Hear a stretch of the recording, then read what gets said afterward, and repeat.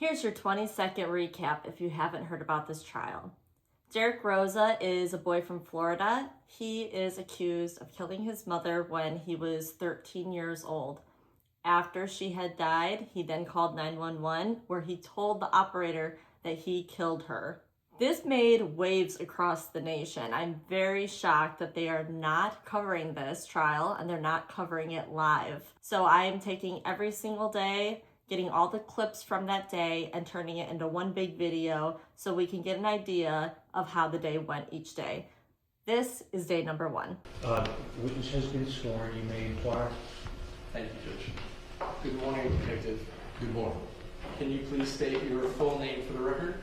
Joseph Ilosegi. Detective, who do you work for? City of Hialeah. What's your badge number? 958.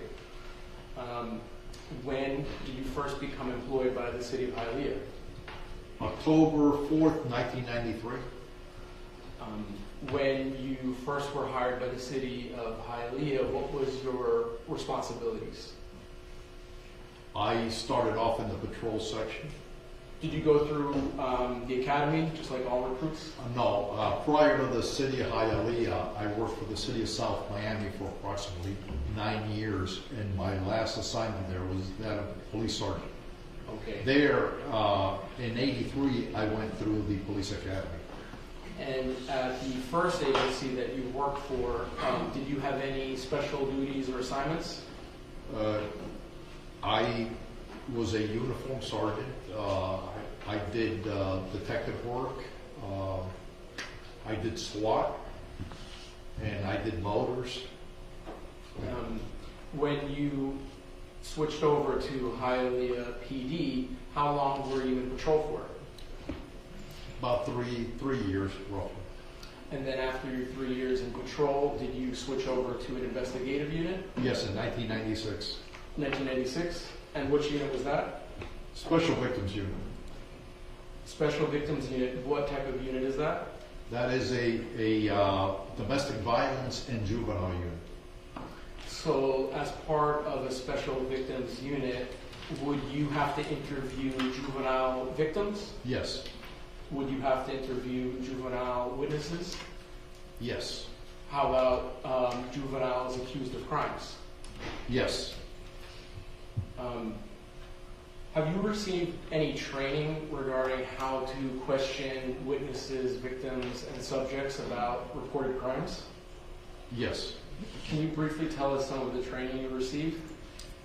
I have received a lot of in-service training, and I attended numerous courses that were offered as far as how to deal with juveniles.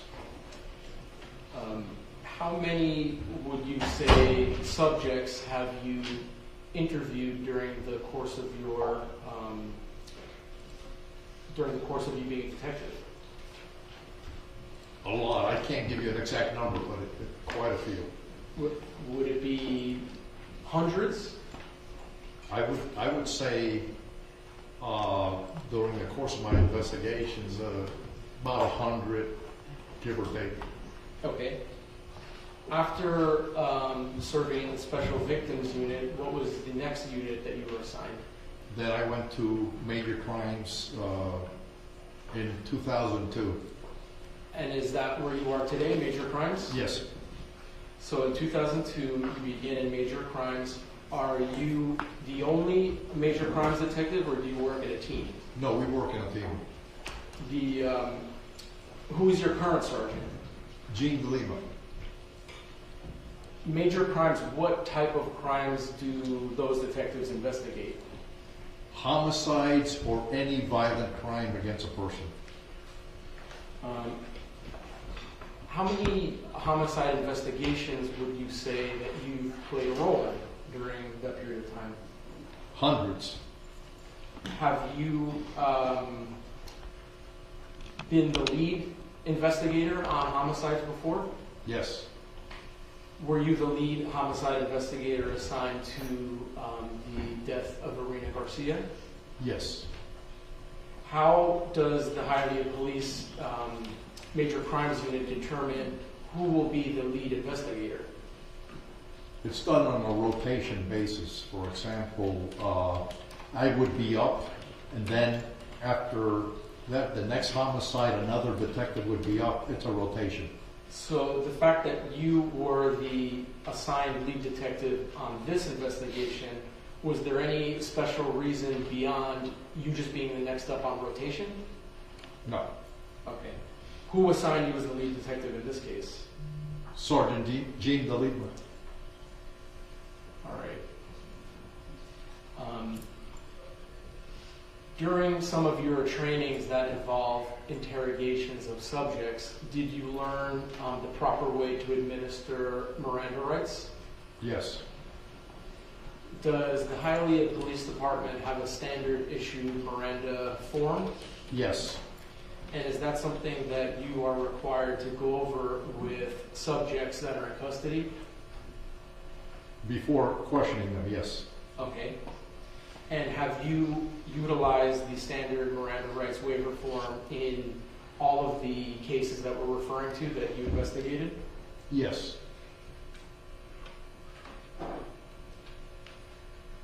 So let's talk about the night of the incident. How do you first learn about Irina Garcia's death? I got called in from home and told to respond to the scene of a homicide. Were you at home sleeping? Yes. Okay. And how long approximately would you say it took for you to travel from your home to the incident location? I would say within an hour. When you first got there, did you have a general briefing as to what may have happened? Yes. What was your general understanding of what may have happened inside the apartment unit where Ms. Garcia's body was found? I was briefed that the defendant, Rosa, sitting right there, had called 911 advising the call taker that he had killed his mother and had reached out to the police. So when you arrived, did you actually listen to the 911 call itself, or was it summarized for you? It was summarized. Okay. The apartment where Ms. Garcia's body was found, was that in the Amelia Oaks complex in Hialeah? Yes. And that's here in Miami-Dade County? Yes. Had you been to that apartment complex before? I may have been as part of patrol when I worked overtime or something, but nothing as far as this magnitude of an investigation. Okay. Now, through the course of the investigation, several individuals were identified as people that may have had information, were related to the victim or the defendant. Did you know any of the people involved in this case prior to your assignment as the lead detective? No. So everyone essentially came to you as strangers, essentially. Is that Yes. fair to say? Okay. When you arrived, do you know where the defendant was located? He was inside a patrol vehicle from the Uniform Patrol Division. And is that standard that when a subject is taken into custody, they're placed in a marked vehicle? Yes. Was that the marked vehicle belonging to or assigned to Officer Gutierrez? Yes, it was. Okay. So when you first arrived, do you speak with the other members of your homicide team? Yes. Who were the members of your homicide team that night? It was Sergeant Gene DeLima, Detective Mahela Montalvo, Detective Wilbur Gonzalez, Detective Felix Perez, and Detective Mui. Are these detectives that you are familiar with and that you've worked with in the past? Yes. What type of information did you try to gather on the scene before going back to the station for questioning? I wanted to know a little bit as far as the defendant's little bit of a history, if he had any psychological problems, if he had any learning disabilities, a little bit. So I wanted to interview a family member. to find out. So were you aware that Derek Rosa was a juvenile the night that you responded? Yes, Because he was a juvenile, was it important to you to get some, especially important to you to get some background information from family?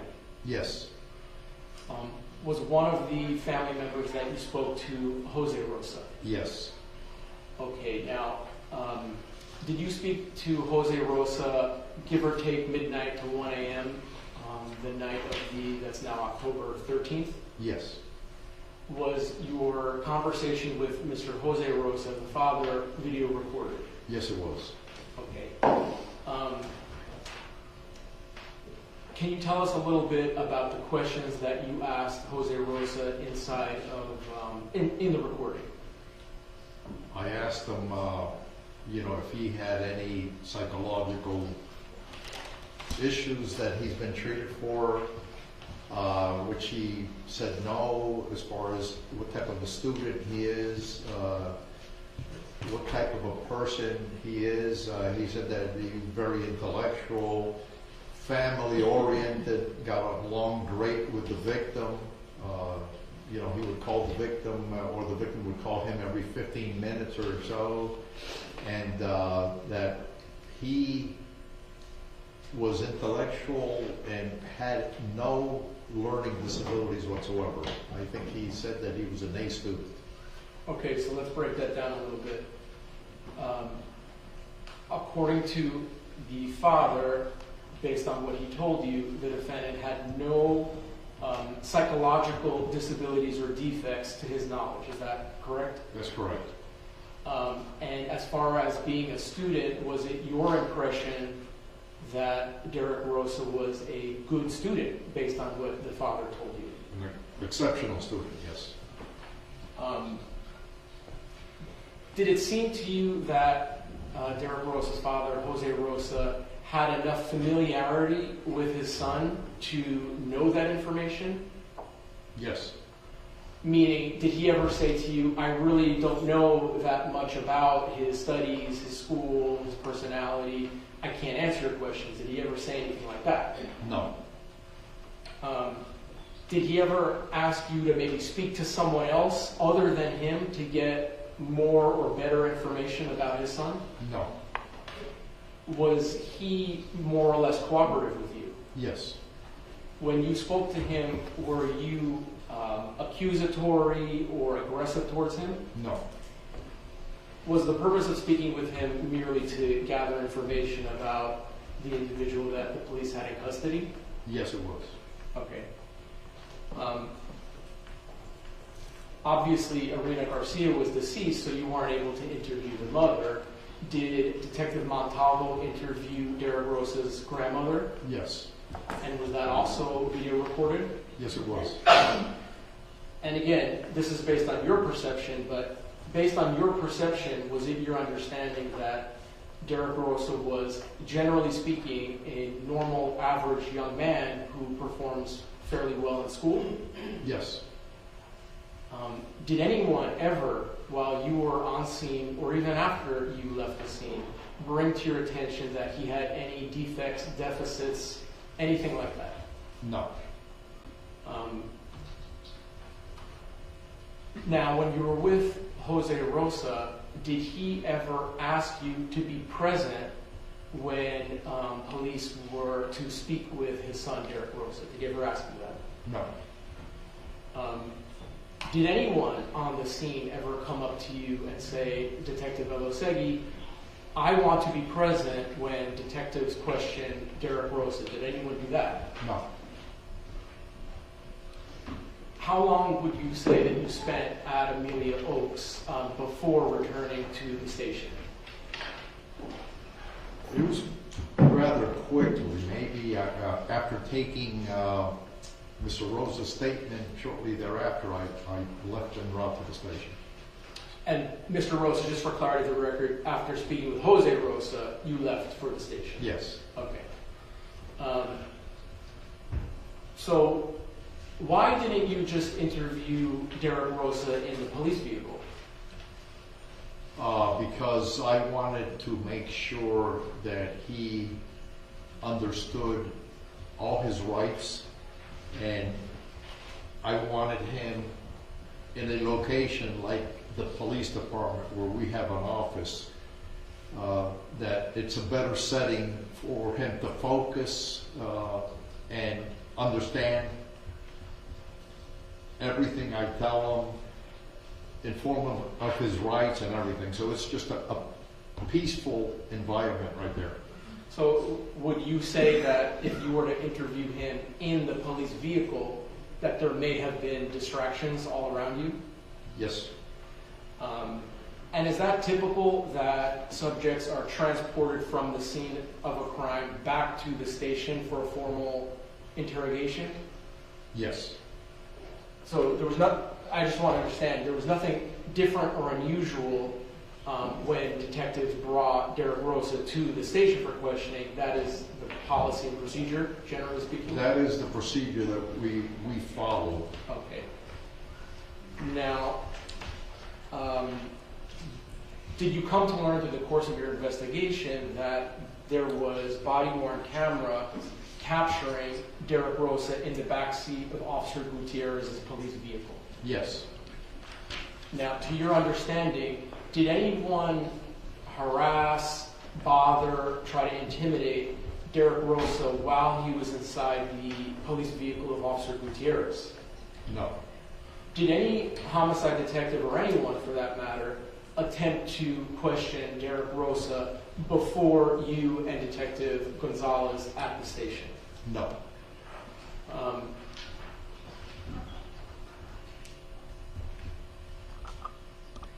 To your knowledge, based on your knowledge of the investigation, was the time that Derek Rosa was in the backseat of Officer Gutierrez's police vehicle to the time he arrived at the holding cell of the police station captured on video? Yes. So let's talk a little bit about the station itself. Can you describe the Hialeah Police Department station? It's a 3-story building.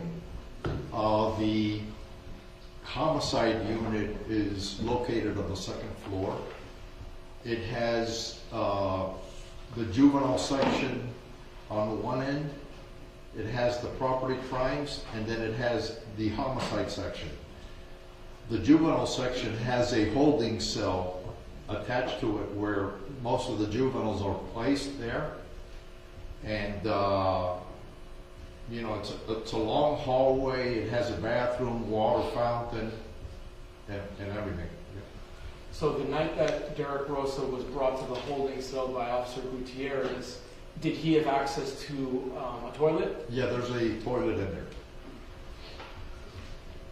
Now, regarding any requests that Derek Rosa may have made to anyone, were you aware of Derek Rosa asking for any food prior to questioning? No. Were you aware of Derek Rosa asking for any water before questioning? No. To your knowledge, did Derek Rosa ask Hialeah Police for anything that wasn't provided to him? No.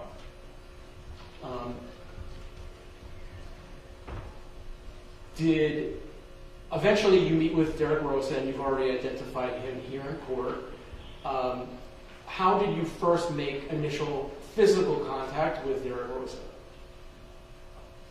I make physical contact, I believe, in the hallway of the 2nd floor, and then I follow him in, or actually, I don't know if I was first with the patrol officer escorting him, or vice versa, and I sit him down in an interview room. It's an office which is, it has a desk, it has like 4 chairs in it, comfortable chairs. It's got a round table in the center, and I would say that the room is probably, give or take, maybe 9 by 10. So it's a good size. It's an office.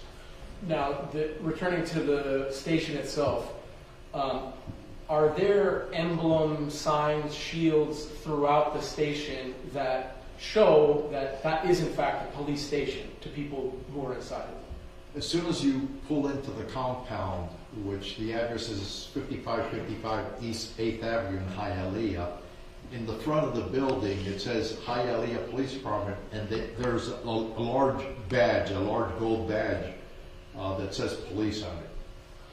What were you and Detective Gonzalez wearing when you spoke with Derek Rosa? I was wearing a shirt, pants.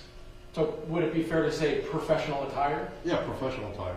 Is that what detectives who work for major crimes tend to wear? Yes. When they're on duty, at least? Yes. Now, Officer Gutierrez, can you describe how he was dressed? Police uniform.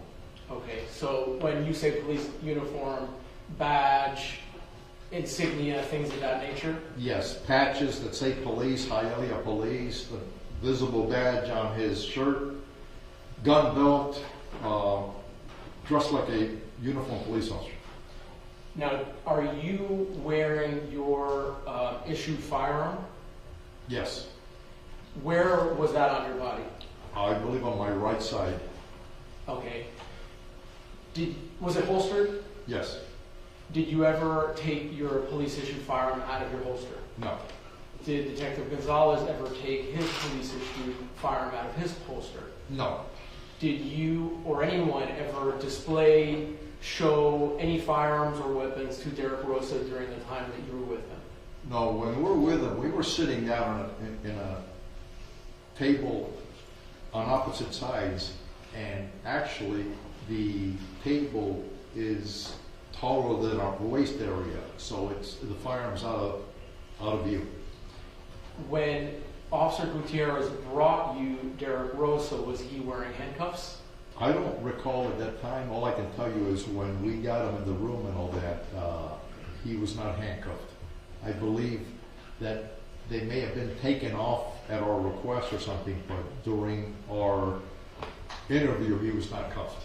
And why was it important to make sure that he was not wearing handcuffs while you were interviewing him? Because I wanted him to feel comfortable. I wanted him to review paperwork where he needed his hands to grab the paperwork to read. And it's just, at that point, he did not pose a threat. So I saw no need for him to be handcuffed. Let me ask you, before speaking to Derek Rosa, did you threaten him? No. Did you apply pressure to him? No. Did you make him promises? No. Did you accuse him of being a killer or anything like that? No. Was it important for you to try to build a rapport with him? Yes.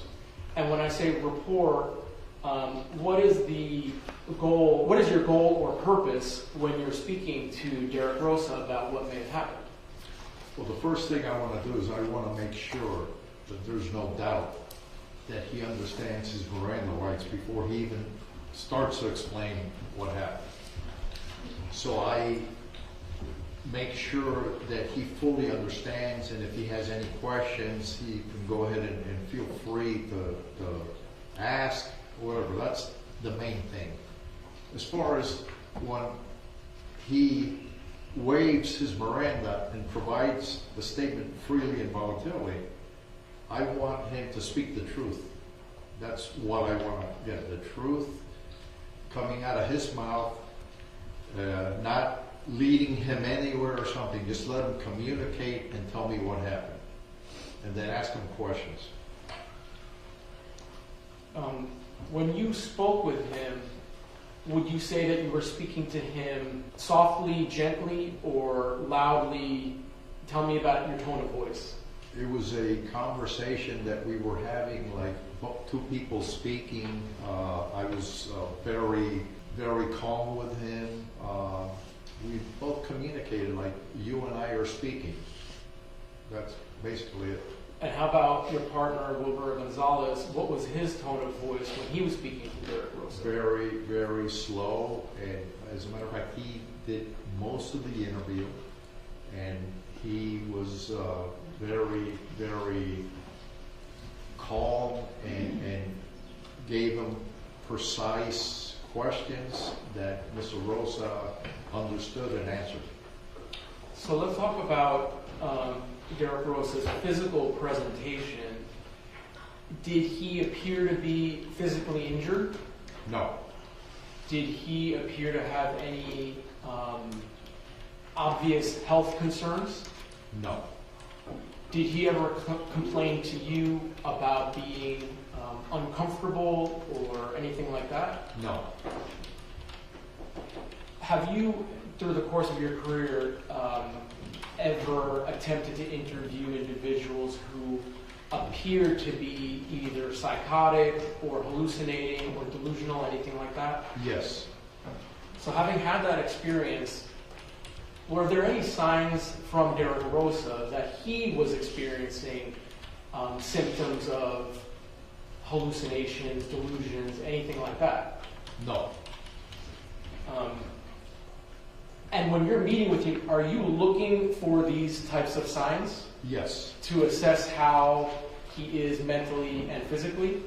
yes. I look for certain things. For example, how he's sitting in the chair, straight up. He's not slumped. He doesn't appear tired. He is focused with what is being asked of him. Eye contact, sitting straight in the chair. And I look for all these things, slurred speech, any motor skills impairment or anything, and nothing of that was present with him. What about his body language? Would you say that his body language was that of a normal 13-year-old? Yes, Was he appropriately gesturing with his hands? yes, How about his eye contact? Was he making eye contact with you when appropriate? yes, Was he making eye contact with Detective Gonzalez when it was appropriate? yes, Was there anything based on his mannerisms that suggested to you that he may have some deficits or problems that caused you any concern? no, And you mentioned earlier about him noticing that he was sitting upright and was awake. The fact that it was late at night, why didn't you just say, hey, Derek Rosa, we're going to put you to bed and we'll talk to you in 12 hours? Why didn't you do something like that? because I saw no indication that he was tired or anything. He was communicating well. He was speaking. He was wide awake, and he never told me he was tired or needed to get some rest, because if not, I would go ahead and complied and made sure that he got some rest prior to the question. Okay. So let's begin with introductions. Did Derek Rosa indicate to you all that he was doing good initially? Yes, And I think, is that a direct quote? When asked how he's doing, he said he's good. yes, direct quote. At any time during the interview, does he ever say that I'm doing bad or I need help, anything like that? No, not at all.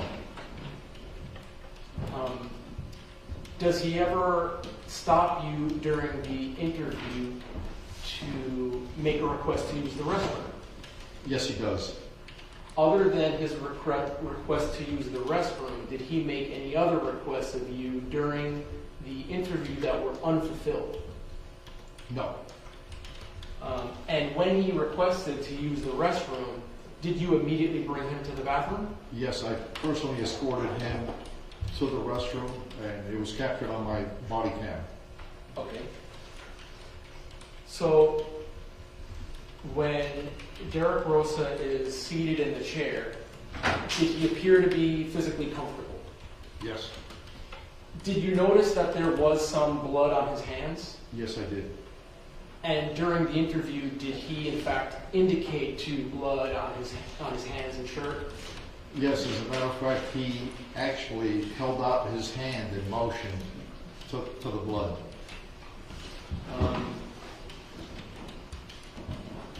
Was Detective Gonzalez the first detective to read the Miranda form to Derek Rosa? Yes, Now, when Detective Gonzalez read the form, did he read the form from top to bottom without pausing? Completely in its entirety. Okay. Individual rights that have a bullet point next to it and the name Derek. Do you go over each individual right separately? The bullets, it depends. Detective Gonzalez read all the rights. When Derek, I got the form and I handed it to Derek so he could personally read the form. Now I had him read it out loud. He asked me, as a matter of fact, do I read it out loud? And I said, yeah, go ahead. By him reading it out loud, number one, it tells me that he knows how to read. There's no doubt there. So he reads every section, and if he understands that section, I instructed him to go ahead and initial the form. At that point, he tells me I don't have initials, I write my name, so I said, go ahead and write your name. So after each section, I confirm with him that he understands that, and then I have him write his name right next to the bullet point. So forth, so on, until its entirety, and then I had him read the actual bottom disclosure where he agrees to waive the presence of an attorney to give a statement. So why was it important for you to pause after every right as you were administering the rights to the defendant? Because I wanted to make sure that, number one, he wasn't overloaded with information. I wanted to make sure that he knew every section and understood it before he went on to the next right. I wanted it done this way for his benefit, so he understood his rights completely. So while he was reading the rights on the form, did he seem to be actively listening to what you were saying? Yes. Would he ask for clarifying questions if he didn't fully understand a right? I had to give him two definitions. I believe number one was coercion, where I explained to him what coercion was, which is basically, applying pressure to him, forcing him to do something against his will and all that. And the next thing was on the word attorney. He needed clarification, and Detective Gonzalez told him a lawyer, and then he understood the word lawyer. So those are the only two things I remember him asking for clarification on.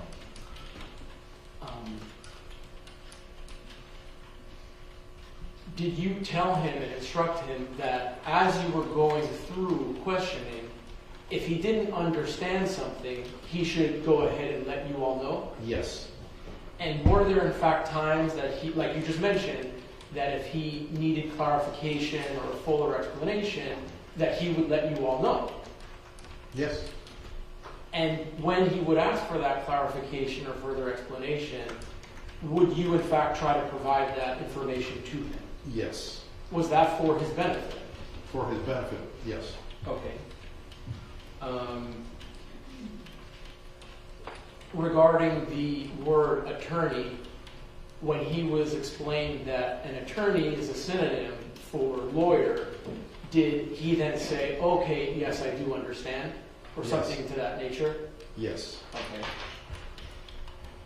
After having gone through the entire form, do you then, before questioning, break it down and confirm that it is in fact his wish to provide a statement without a lawyer being present? Do you confirm that at the end of all of this? Yes, I do.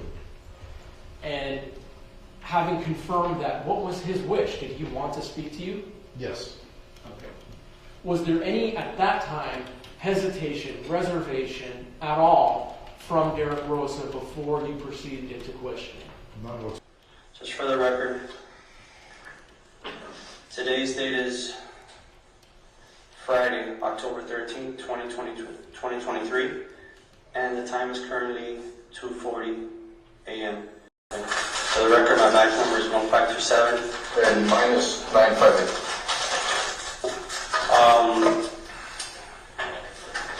You go to school, right? What grade are you in? 8th grade. 8th grade. Good student. A's and stuff like that. What reading class are you in right now? You know, what do you take? I say language arts. Language arts. Okay. So you can read with no problem. Yeah. Okay. I'm gonna read you something first, and then you can read it afterwards. Okay.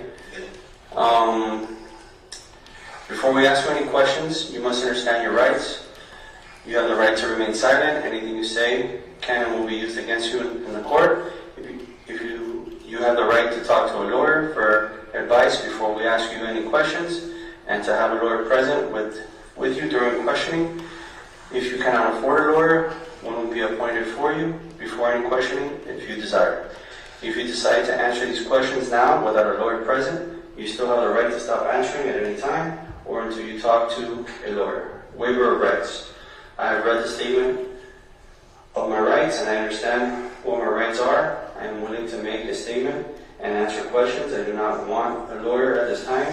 I understand and know what I am doing. No promise or threats have been made to me. No pressure or coercion of any kind has been used against me. Okay? If there's...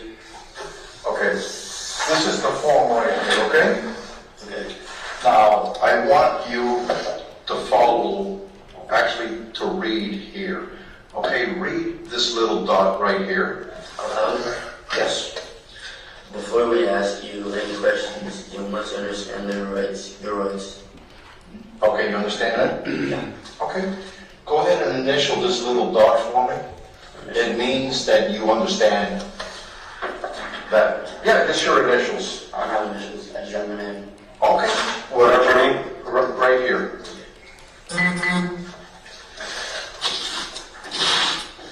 Okay, read the second line.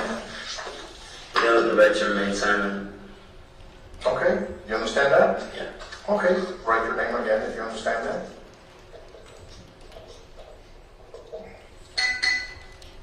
Okay, read this line right here. Anything you say can and will be used against you in court.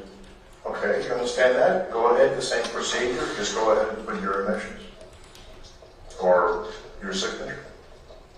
Go on to the next line. You have the right to talk to a lawyer for advice before we ask you any questions, and to have a lawyer present with you during the questioning. Okay, you understand that? Go ahead and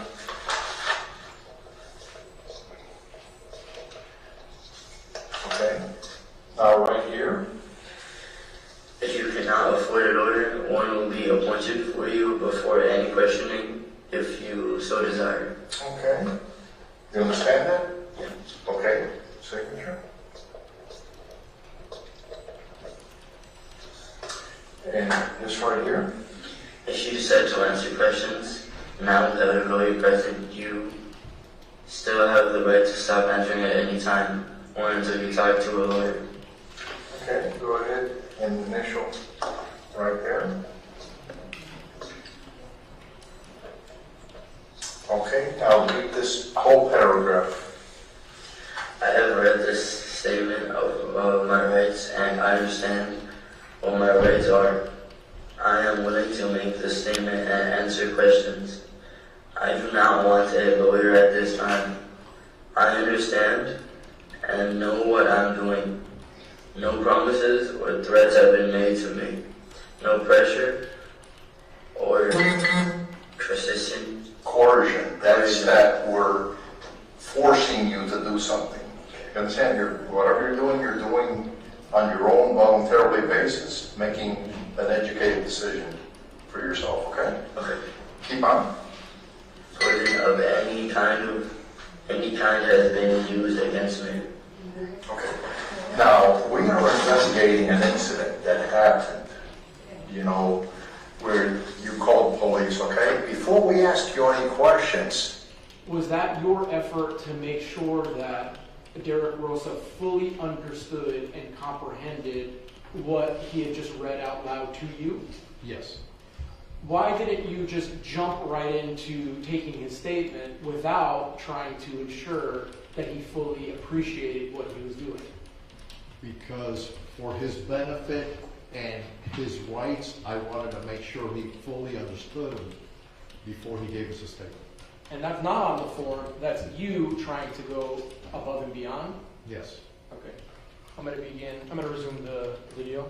We want to make sure that you know this, and if you want a chance to explain yourself, the only way that we would be able to take your statement is if you agree to talk to us without the presence of an attorney. If you do, go ahead and sign right here. What's that, sir? An attorney is someone that can represent you in legal matters. Okay? You know what a lawyer is? Yeah, it's the same thing. Yeah, same thing. By you signing that, you're wanting to give us a statement without the presence of the lawyer. You understand that? Yes. Is that your wish? That's my wish. Okay.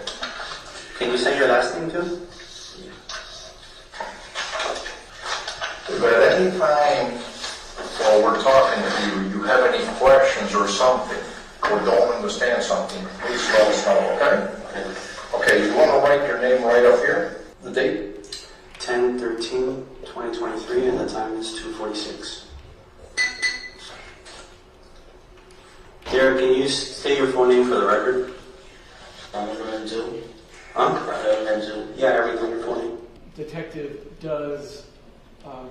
Wilbur Gonzalez begin to question Derek Rosa about the incident? It's after what we just watched, is it Wilbur Gonzalez that begins to question him? Yes. He's just getting into the preliminary, a little bit of information, but it is Detective Gonzalez who does the questionings. Okay. Now, is there any significance that he conducted the questioning about the substance of the incident rather than you, or did that just happen organically? No, it just happens organically. He started, it was our understanding before we went in there that he would go ahead and ask the questions. I would take notes and all that, so it's just a matter of, Now, having been present in the room during the line of questioning, I have some questions about that exchange, okay? How did Detective Wilbur Gonzalez speak to Derek Rosa? What was his tone? very normal, quiet. He didn't use an aggressive tone or anything. He just very understanding and quiet tone. Was Detective Gonzalez rushing Derek Rosa to finish? No. Was Detective Gonzalez interrupting Derek Rosa? No. Were Detective Gonzalez's questions open-ended? Yes. Was he supplying Derek Rosa with the answers during the questions? No. And can you sort of explain what you mean when you agree that the questions were open-ended versus him being led? Tell me about that difference. When you ask an open-ended question, basically you ask a question without giving any opinion on how to answer or suggest that he answer it in a particular way. You wait and you get the answer from him. Were Derek Rosa's answers to Detective Gonzalez's questions responsive, meaning did they actually go to the question being asked? Yes. Were there instances where Derek Rosa would supply additional information beyond the question that was asked? Yes. Did you, having been there and being part of the interaction, did it seem to you that Derek Rosa understood the significance of what he was saying? Yes. Would you say that he was expressing clear displays of emotion? I didn't see any emotion in his face, to tell you the truth. Were you surprised that Derek Rosa wasn't showing any emotion given the nature of the statement? Yes. Did you, understanding that he wasn't showing emotion, did you ever try to make him feel bad or guilty or ashamed about what he was telling you? No. Were you and Detective Gonzalez fairly matter-of-fact about how you reacted to what he was saying? Yes. Did you give him a full opportunity to explain his answers? Yes.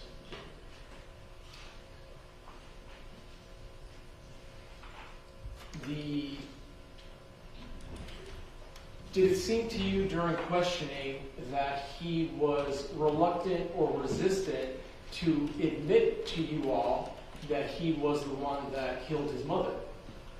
No. Would you say that he was in fact fairly forthcoming in providing that information? Yes. And referring to the video evidence itself, it's about 26 minutes long. In a spectrum of a short interview versus a long interview, would you say that this was a fairly short interview? It was a short and to the point interview. Are there occasions as a detective where you have to be with a subject for hours and hours and hours trying to extract information from them? Yes. Maybe challenging a subject, showing them other evidence to show their guilt. Did that ever happen here? No. The information that Derek Rosa provided, was that based on his recitation of what he remembered happening? Yes. Grounds. Your Honor, the video speaks for itself. You can't speculate as to why Derek Rosa said Can you what hear he the said. question again, please? I can withdraw it. That's fine. Okay, I'll go move ahead. on. Did you ever, or Detective Gonzalez, present to Derek Rosa evidence of his guilt during your questioning of him? No. The specifics of what Derek Rosa told you and Detective Wilbur Gonzalez through the course of the investigation, were you able to establish the truth of what he was saying? Meaning, what he told you turned out to be corroborated by other evidence, is that correct? Yes, during the course of the investigation, yes. Right. Yes. So, as I understand it, based on information Derek Rosa gave you, detectives were able to corroborate that information in other forms. Is that fair to say? Yes. Okay.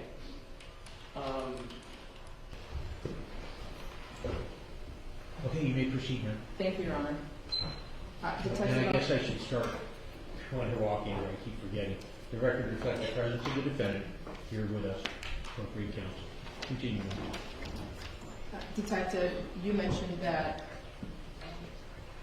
you conducted the interview of Jose Rosa, correct? Yes. And you started that interview at 1:50, Yes. and that interview was recorded on your body on camera? Yes. Okay, now at this time, I'm going to play for you a portion of that interview, which has been admitted as Defense Exhibit 2. B. Starting at 1:54:11. Of the lady who, Let's go back to 1:54:09, please. We're going to start at 1:54:09.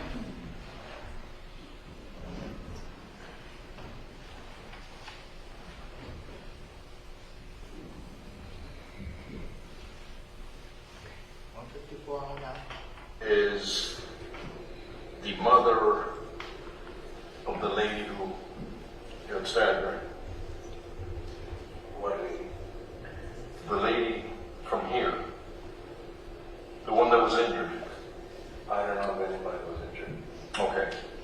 There is someone that's injured here, just so you know. I believe it was Derek's mother. Derek lives with his mother here? Yes. Okay. And he's with me as well. Okay, so his mother, what is his mother's name? Irina. I-R-I-N-A. Okay, Irina. And what's Irina's last name? Garcia. Garcia? Yes.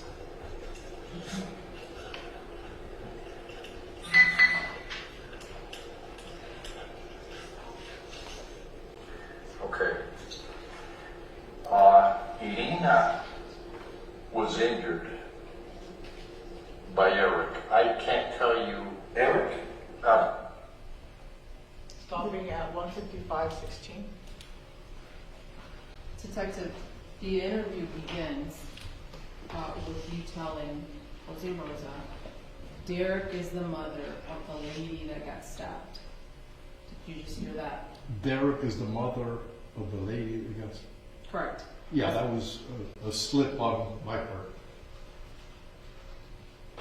And Jose Rosa, confused, right? He seemed confused. At first, When you said to him the statement that I just repeated, did he seem confused to you right then and there? to some degree, he just needed clarification because it wasn't making sense. He asks you what lady, right? Yes.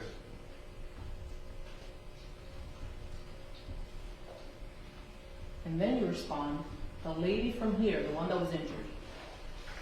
Yes. Then you tell him, Irina was injured by Eric. Right? Yes, I was then corrected Derek. And then, Yeah. well, he said that he's confused again, right? Yeah. Then He being Jose Rosa. then I say Derek. And he says Eric. And then you go back and ask him further questions about Derek, right? Yeah. That interview did not last more than 10 minutes, right? The complete interview? Correct, sir. I don't know the exact time. If we could play the same video for the detective, just fast forward to timestamp 1:58 and a half.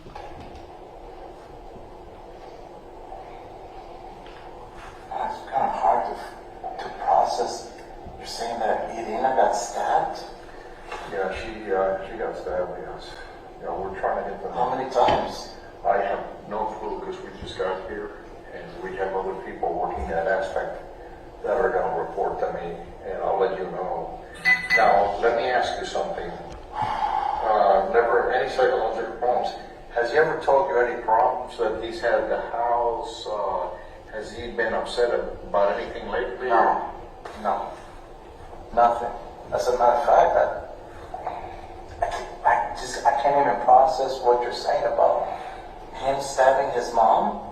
I can't believe that. That's not Derek. You sure there was nobody else in the apartment? Again, the investigation is still early. We're going to get all those answers for you, okay?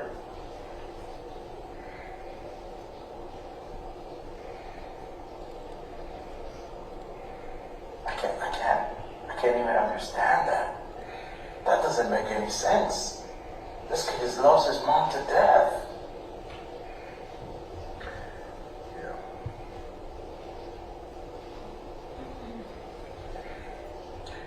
Let me see if I Is can she stable? I'm going to find out everything for you right now, okay? Wait right here because I'm going to go talk to the... Can I stand outside the car? Yes, okay, sure. Okay? Yeah.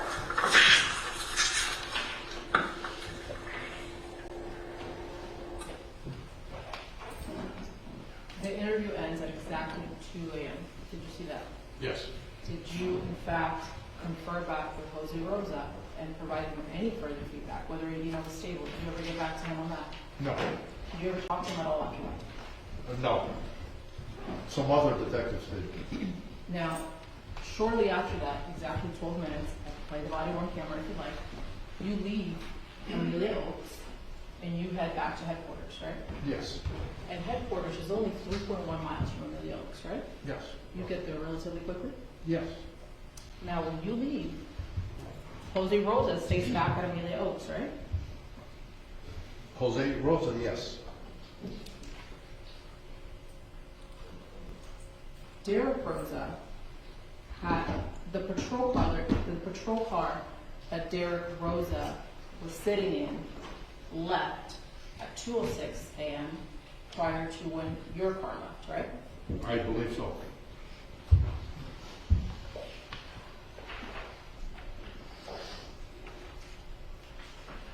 Derek Rosa gets to the station at 2:18 in the morning, right?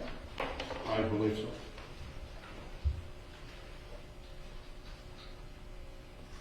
Now, before I get to the waiver, I want to talk about the pre-interview.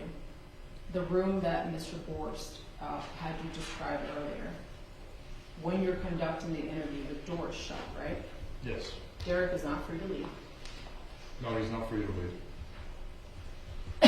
Excuse me, Detective. You and Detective Gonzalez are armed, right? Yes. There's another detective outside of the interview room, I believe it's Detective Perez. Yes. There's other people walking around, right? Yes.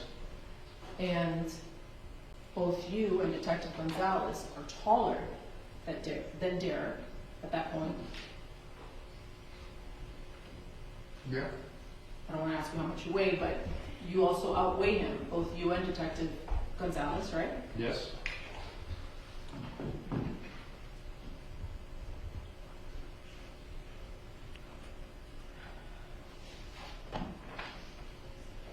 Before the interview started, did you ask Derek Rosa if he had been drinking that evening? No. You would agree that it is possible to consume alcohol and not smell like alcohol?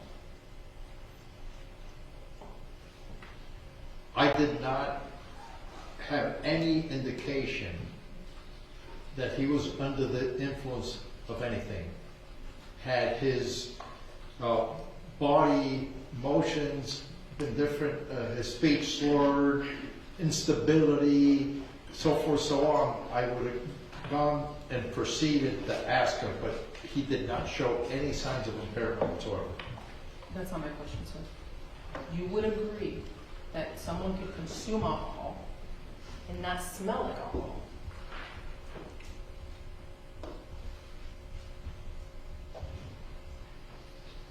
That's a question really that, normally you're going to smell like alcohol if you consume alcohol. That's all I can tell you. You're asking me to make an assumption, which I'm not going to make. No, I certainly don't want you to do that. It's No. really a yes or no question, or you could say, Ms. Rilla, I can't answer your question. I can't answer your question. Thank you, sir.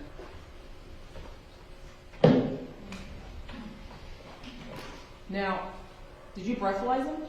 No, You couldn't, right? there was no need to. Could you have breathalyzed him if you wanted to? It would have taken some work from a patrol breathalyzer unit and all that, but I saw no need to. So I guess, yes, anybody could breathalyze anybody, but I didn't see a need to. Okay. Now, he never refused to take a breathalyzer, right? I never asked him. Okay. He never refused to being swabbed. I never asked him. Did you ask him if he was under the influence of anything? Forget alcohol. Anything else? No, I never asked him. Was he compliant? He was very compliant and well aware of his surroundings and everything. Was he obedient? Yes. He followed your orders? He basically complied with the request. We didn't order him to do anything. We explained things to him, and then, for example, the Miranda, the signing of the Miranda and all that, it wasn't like you have to sign. An order I take as something that you're directed that you have to do. That wasn't the case here. Do you remember asking any of his family members if they had been in the apartment that night? No. Do you remember later learning that his family members had been in the apartment that night? Later on, yes. Do you remember asking him specifically that question during the interview? Who had been there that evening? Do you remember that? During the interview, we asked him who were the ones in that apartment at the time, and he said himself, his mother, and the infant at the time of the homicide. Now, you would agree that whether we take your position, which is that Derek Rosa stopped his mother, or another position, which is that he didn't, either way, that would have been a traumatic experience for Derek. Would you agree with that? It's a situation which is hard to the normal person. You know, I don't know what he felt at the time when he did it, because, you know, he showed no signs of any psychological trauma while I was interviewing him. As a matter of fact, he showed no emotion. You would agree that death is traumatic? Death is traumatic depending on the recipient of the news and how they take it.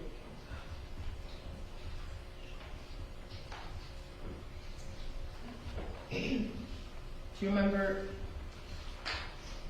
well, I think you mentioned that you did, but when I took your deposition April 21st, 2025, do you remember us covering this topic? This topic meaning, I specifically asked you if this, in your opinion, would have been a traumatizing experience for Derek. Do you remember me asking you that? I don't Wait, remember. Excuse me, are you objecting? Yes, sir. I'm not understanding. Yes, sir. Improper impeachment. Yes, sir. Impeachment. I know, what are you impeaching me from now? I'm just asking if you recall us discussing that, Your Honor. Well, then that's sustained. Okay. It's fine, I'll move on, Detective. Let's talk about the Miranda form, okay?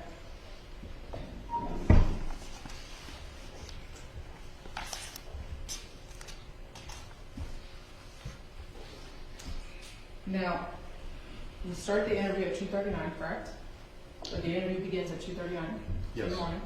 And at 2:40 in the morning, Detective Gonzalez asks Derek what reading class he is taking. Do you remember that? Yes. Now, at that moment, Derek didn't have to tell Detective Gonzalez what reading class he was taking, right? He didn't have to answer him, that's my question. No, you didn't have to answer him. But he was cooperative. Yes. Now, at that moment, did you have any indication from Derek that he knew that he didn't have to answer that question from Detective Gonzalez? He cooperated. Is the answer no? What's the question again? At that moment, at that point, did you have any indication from Derek that he knew that he did not have to answer Detective Gonzalez's questions? No, he never. Wait, I'm going to object to the form of the question. I think it's vague and confusing. Do you understand my question, sir? Not really. Okay, I can That's forget that. okay, because I did. I know where you're, It's I okay. have a sense that you're speaking of Seabrook versus Missouri, but go ahead. Did he ever? Thank you, sir. To Did the he ever? extent that you understand it. Yeah, okay. Did he ever say to you, sir, I know I don't have to answer this, detective, but here you go, I'm going to tell you anyway? No, Did he ever he say never that? Never said that. Okay. Did he ever say, I know I don't have to read this form that you're presenting to me, but you know what, I'll read it anyway? Did he ever say that? No. Okay.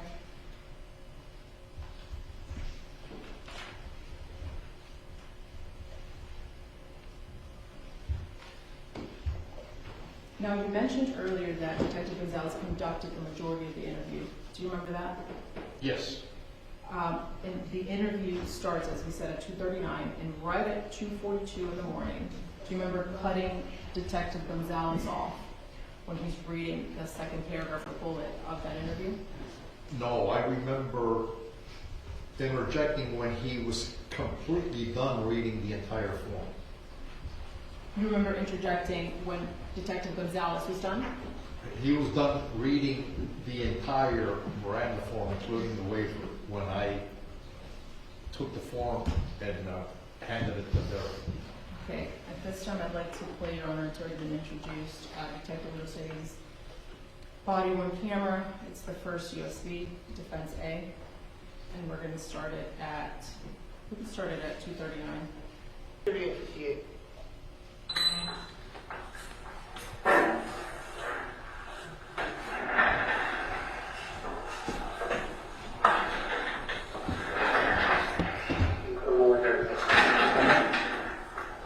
Derek, what are you doing? Have a seat right there for me, please. Okay.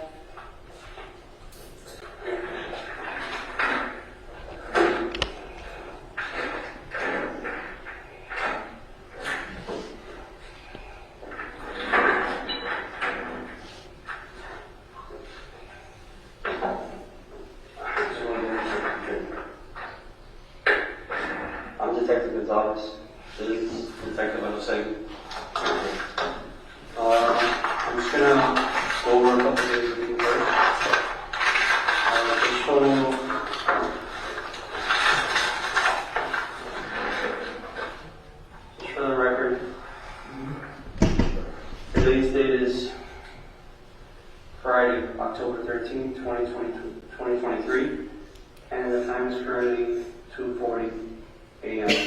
And this is in regards to case. Joe? Yeah, the case number is going to be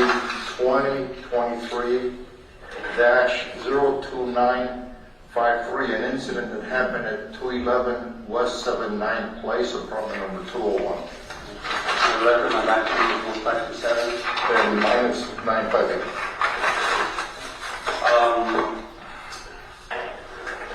You go to school, right? What grade are you in?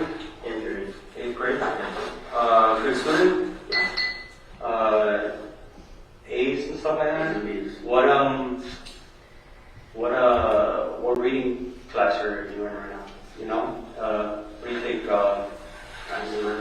Language arts? Okay. So you can read with no problem? Okay. I'm gonna read you something first, and then you can read it afterwards. Okay? Before we ask any questions, you must understand your rights. You have the right to remain silent. Anything you say can and will be used against you in the court. You have the right to talk to a lawyer for advice before we ask you any questions, and to have a lawyer present with you during questioning. If you cannot afford a lawyer, one will be appointed for you before any questioning if you desire. If you decide to answer these questions now without a lawyer present, you still have the right to stop answering at any time or until you talk to a lawyer. Waiver of rights. I have read the statement of my rights and I understand what my rights are. I am willing to make a statement and answer questions. I do not want a lawyer at this time. I understand and know what I'm doing. No promise or threats have been made to me. No pressure or coercion of any kind has been used against me. Okay? If there's... Okay. This is the form right here, okay? Now, I want... Okay, so we're stopping at 2:42:09. 2 minutes in, you cut off Detective Gonzalez. Do you see that? Yes, but I didn't cut him off while he was explaining his rights. He was all done with the waiver. He was going to speak, and then I requested the form. So you put the form in front of Derek and you say, this is the form, right? Yes. Do you explain at that moment, this is the Miranda form and this is what a Miranda form is? At this moment? At this moment, Yes, sir. I go have him read the form completely. I make it real clear to him that those are his rights, that he has to read every section and make sure that he understands it, and that we will not be taking a statement unless he waives his rights. You know, he was made well aware that that was a Miranda rights form. There are 6 points, paragraphs, sentences, whatever you want to call them, Right. on the Miranda form that's in front of you, right? Yes. And we're going to go through each of those because Sure. we went through each of those. My question is, at this point, when you're both, you and Detective Gonzalez are referring to it as a form, do you tell him, this is a Miranda form is blank, and let me go through it with you? Do you tell him that? I don't remember if it's in those specific words, but we advise him that we have to advise him of his rights, and then have him, they're read to him, and he has to read it. At 2:42:08, sir, you say, this is the form right here, okay? Did you see that? Well, yes, this is the form that was being explained to him by Detective Gonzalez. That's what you meant, right? Yes. Okay, but you didn't say that.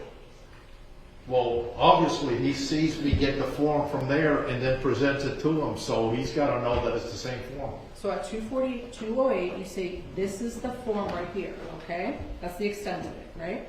Right. Okay. Now, at that point, Derek says, okay. Do you remember that? Yes. And then you go to the very first line of that Miranda form, right? Yes. And you, at that point, you instruct him to read the first dot and then sign. Do you remember that? Yes. And then you tell him, go ahead and initial this little dot right here for me. Do you remember that? Yes. And at 2:42:30, he says, or he asks, initials. Do you remember that? Yes. And then you respond, yeah, just write your initials. Do you remember that? Yes. And he says, I don't have initials, I just write my name. Do you remember that? Yes. And then at that point you say, okay, whatever, right here. And that's at 242.39, okay? Do you Yes. remember that? Now, what are initials? Initials. Yes, sir, what are initials? Initials are like the first and last first name, first letters of the name. Okay. So if you have a name, you have an initial, right? Yes. If you have a first name, a middle name, and a last name, you have 3 initials, right? Yes. Okay. So did you explain to him at that point what initials were? No, he told me he didn't have initials, that he would rather write his name. You interpreted as rather, or he told you rather? No, he told me that he didn't have initials. Okay. But you knew that he did, right? I understand, but you see, for someone, initials are used primarily on business documents or whatever, legal forms and all that. I wouldn't expect really a 13-year-old at that point to use initials, so I didn't find that uncommon. He felt more comfortable with writing his name, and that's what I had him do. And did he tell you, Detective, I feel more comfortable writing my initials? Or did he say, I don't have initials? I think he said, I don't have initials. Okay, and you never corrected him, right? No, because number one is I took it as I don't use initials. That's how I understood it. Now, this is an example, would you agree, of Derek telling you something that you know is not correct, but you just go along with it? No, this is an example of Derek telling me, sort of my opinion, that he does not use initials. He'd rather write his name, so I went with that. Okay? And you went along with that because he was signing off, right? He was writing his name. He was acknowledging the fact that he understood whatever he read on that bullet point.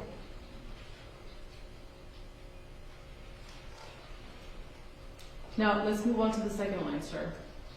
You read to him the fact that he has the right to remain silent. Do you see that on bullet point number 2? Yes, I don't read it to him. He reads it himself. Now, when he reads, you have the right to remain silent. Did you provide any further context to what he was reading? No. Did you ever say to him, Derek, the right to remain silent means you could stop talking right now, effective immediately? Did you ever say that? I tell him that during the course of the Miranda rights form. At that point, I wanted him to acknowledge that he understood what he was reading, which is you have the right to remain silent. Did you tell him, Derek, that right includes you not filling out this form? Did you tell him that? No. Now you move on to line 3 at 243.07. Anything you say can and will be used against you. Now, for this particular line, Derek doesn't actually answer you when you ask if he understands it. Do you remember that? No, I don't remember that. Okay, if we can play Detective Rosa's BWC starting at 243. Okay, Regis, Starting at 240-246. second line. You have the right to remain silent. Okay, you understand that? Yeah. Okay, write your name again if you understand that.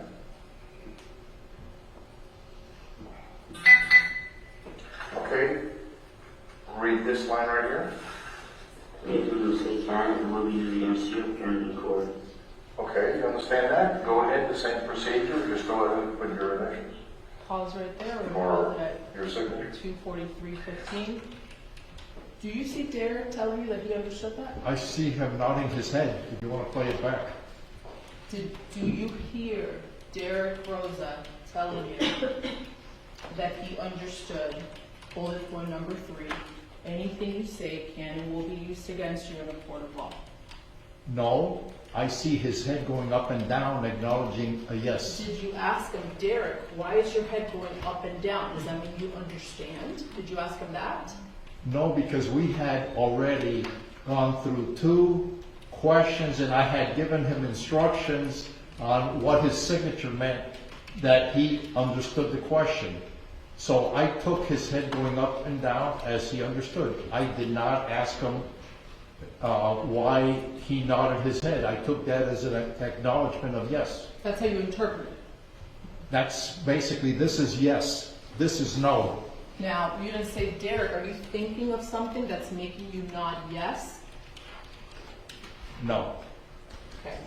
Now, bullet point 3, he reads, anything you say can and will be used against you in court. Did you ever explain to Derek what court is? No. Did you have any reason to believe that he knew what a court of law is? I have had no reason to believe that he did or did not know what a court was.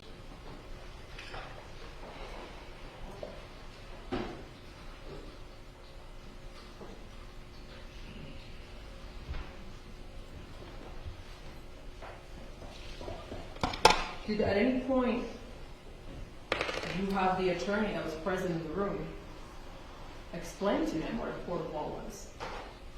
I did not want to confuse him and refer to Assistant State Attorney Morales as an attorney.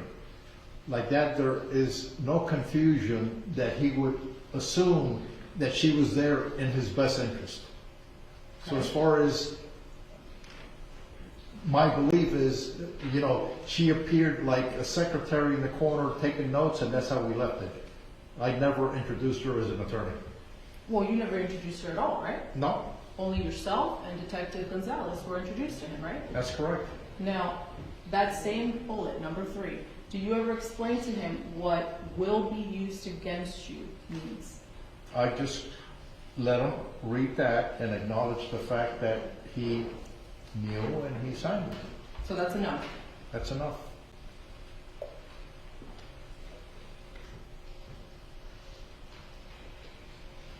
Now, at that point, I heard you mention signature just now. He's still not signing this document, right? He's just writing his name, He's writing his name. okay? We already covered the initials, but the signature, did you ever explain to him the difference between signature and just writing his name? He felt comfortable writing his name, so that's where we left it. That's how you interpret it. Well, What he was doing, right? that's what he knew, felt comfortable with, and that's what we went with. And you were fine with that because he was signing off, right? I'm not there to explain to him how to sign or how to initial. You know, if he is comfortable with writing his name, he can write his name. My point is, sir, so long as he filled this waiver form out, you didn't care if he understood initial, signature, you just wanted him to complete it. I wanted him to go ahead and write his name if he felt comfortable, guaranteeing me that he read the bullet point and understood what it was. And by him writing his name, that to you meant that he read that bullet point and that he understood it. Yes. Okay. Now, let's move on to line number 4. You have the right to talk to a lawyer for advice before we ask you any questions and to have the lawyer present with you during questioning. Now, that's another line that he doesn't answer. And when I say answer, I mean verbally. Right? Okay. Any reason why you didn't say, Derek, can you give me a verbal response? Do you understand what you just read? The same as the one before, from number 3. It's the same circumstance. Meaning you interpreted his body movement As yes. okay, you interpreted his body movement to mean that he understood what he was reading. I understood his nodding of the head like normal people do, up and down meaning yes, or side to side meaning no. So, yes, he understood. Okay, now moving on to number 5. If you cannot afford a lawyer, one will be appointed for you before any questioning, if you so desire. Do you remember going over that one, that bullet point with him? He read it. Okay, and again, you tell him to sign it, right? Yes? And he writes his name. Yes. Okay. And moving on to bullet point number 6, the last one, if you decide to answer questions now without a lawyer present, you still have the right to stop answering at any time or until you talk to a lawyer. Do you remember going over that one? Yes. Now, this again, you don't, another example of you not even asking him if he understands it. Well, he's reading it, and if he has any question, he can go ahead and ask you. Okay? And he reads it at 2:44:01. And he writes his name at 2:44:06. Fair? Fair, yes. Now, at this point, do you pause and say, tell me in your own words, what bullet, for example, what bullet point number 6 means? What does that mean, what you just read? No, I didn't tell him that. I asked him if he understood, if he had any questions whatsoever. I didn't go bullet point by bullet point. He read it, he acknowledged, he signed, and if you see the body cam, I'm there extra cautious with him, and I go and explain real good to him as far as the right to have an attorney.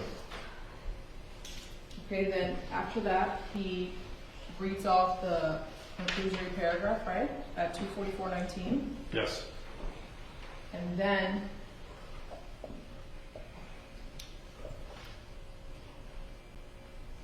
about 2:44:42, he struggles with the word coercion. Do you remember that? Yes. He struggles with the pronunciation and obviously the definition, right? Yes. And then at this point, you help him out. Yes.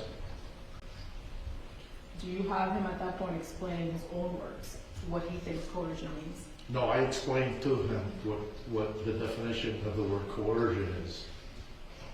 And he stops, in fact, at 2:45 in the morning reading that conclusory paragraph. And you never even asked him if he understood what he had just read. Do you remember that? Take a play if you like. No, he asked for clarification on one word. I gave it to him. And I believe he asked for clarification of a word attorney, which he understood to be a lawyer. Those are the only 2 questions he had. But we'll get to that. He also asked, do I have to tell you now, when you asked him about the motive, right? Do I have to tell you now? Right. Well, are you talking about before, after he lawyers up, or the first time that he wanted to go to the bathroom When he first? wanted to go to the bathroom, you mentioned that he just asked you 2 questions. He asked you more than 2 questions during the 23 minutes and change of the interview. Fair to say? As far as for definition purposes or something he didn't understand, pertaining to the Miranda itself, coercion and attorney were the 2 questions. Now, the other things he asked, do I have to do it now or whatever, we're not talking about Miranda here. We're talking about something else. Did you find yourself interpreting a lot of what he was saying? No, he was real clear with what he was saying. And when you say he was real clear, that's based on your observations, right? Based on my observations, yeah. Okay. Gotcha. Now, at 2:45:20, you tell him if you want a chance to explain yourself, the only way that we would be able to take your statement is if you agree to talk to us without the presence of an attorney. If you do, go ahead and sign here. Do you remember that? Yes, I do. And Mr. Morris asked you during direct examination if you had lied to Derek, and you said no, right? That's correct. But that is, in fact, that's a bold-faced lie, is it not? No. Okay, so Derek could not have lawyered up and then given you a statement? I was not going to question him if he asked for a lawyer. Okay. That's it. End of story. Bye, Derek. Good luck, okay? I wouldn't take his statement if he would have requested a lawyer. What do you mean by good luck? that would have been the end of it. It's my saying, you know, that it would have been over. Isn't it true that if he wanted to, he could have sat at that same station with an attorney next to him and given you a statement, cooperated with law enforcement? Isn't that true? He Sorry, it's a waited- yes or no question. Or it's a, I can't answer that, Mr. River. No, it's a, at that point, had he requested an attorney, which he knows he was entitled to because he, during the course of the interview, asked for an attorney and then we stopped the interview. So I have no doubt that he knows that he was entitled to an attorney. He never asked for an attorney. One question. Doesn't it happen all the time that defendants sit with police officers and their attorneys and give a statement? Yeah, that's usually after the fact. I didn't ask you one, sir. Doesn't that happen? Isn't that customary? It's not customary, but it happens. Okay, so couldn't he have been one of those people that sat with his attorney next to him, representing him, and giving you a statement? Couldn't that have happened? It could have happened had he requested an attorney. Would you have prevented that from happening? No, had he requested an attorney, of course not. Okay.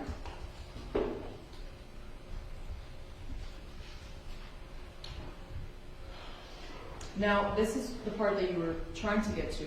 245-36, he asks, what is an attorney, right? Yes. And then at this point, you explain it to him and you draw the parallel to a lawyer. You ask him, you know what a lawyer is? It's the same thing. Actually, Detective Gonzalez does that, right? Yes. And then at that point, you interpreted that he understood what a lawyer is, right? Yes. And did you ask him, tell me what a lawyer does in your own words? I explained to him that a lawyer is someone that can represent him with legal matters. Then Detective Gonzalez says, you know what a lawyer is? It's a lawyer. And then he understood it. I'm sorry. Okay, Detective Gonzalez says, you know what a lawyer is? It's a lawyer. Is that what you're saying? It's a lawyer, yes. Right, a lawyer is a lawyer. Now, there was a lawyer in the room, right? Yeah, there was a lawyer. Okay. Did you ever say to him, Derek, there is in fact a lawyer in the room. She's sitting right there. Miss Morales, why don't you tell Derek what you do versus what a defense attorney does? Did you ever, let me finish, sir. Did you ever do that? No, I did not, because I did not want to mislead him in thinking that Miss Morales was there to represent him. She could have explained that. In fact, she was not. She represents the state, right? She could have, let me finish, sir. Could she have done that at that moment? No, I explained it. She could have, but I did not think it was appropriate, so I explained what a lawyer was.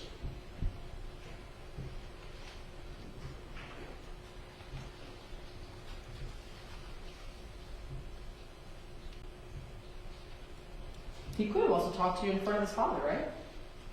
Had he requested his father, I would have had his father there, yes. That wasn't the only time he could have given you a statement. Excuse me? That was not the only time that Derek Rosa could have given you a statement. It's yes or no, or I can't answer. I'm going to get to the formal question, Judge. I think it's Sustained. Do you understand my question, sir? Ma'am, I just sustained. Oh, I apologize, You Your move Honor. on to your next question. Sure, I can do that. I'm going to move on to 247, Detective, in the morning. At this point, Detective Gonzalez asks Derek to state his full name. Do you remember that? Yes. But he doesn't answer with his full name, right? I believe he answers, if he was to include his middle name, is what he said. So that's another question. He says, my middle name too? Is that what you're talking about? Yes. Okay. And at that point, Gonzalez asks him for his address. You remember that? Yes. He doesn't know his address. Yes. Yes, he does not know his address. That's correct. Okay. He also doesn't know his phone number. That's correct. Okay. And you heard on the 911 call that he was instructed by the operator to not answer to his stepfather. You heard that, right? Yes. And for all you knew, his stepfather cohabitated with him, right? Yes. Okay. So last that he tried to pick up to an adult, he was instructed not to. Correct? As he what? The last time that Derek Rosa tried to communicate with an adult other than law enforcement, that evening, he was instructed not to at 11:37 on the 911 call. Did you hear that earlier today? Yes. Okay.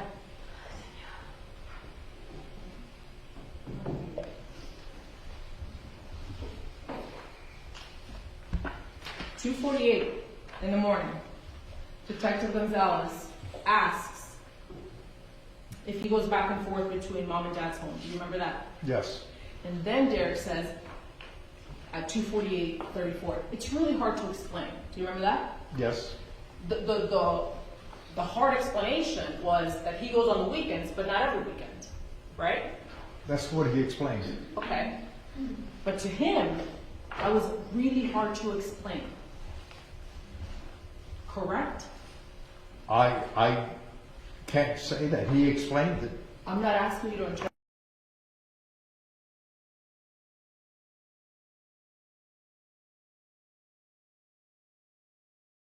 That for him, it was hard to explain when he went back and forth between mom and dad. That's the words that came out of his mouth.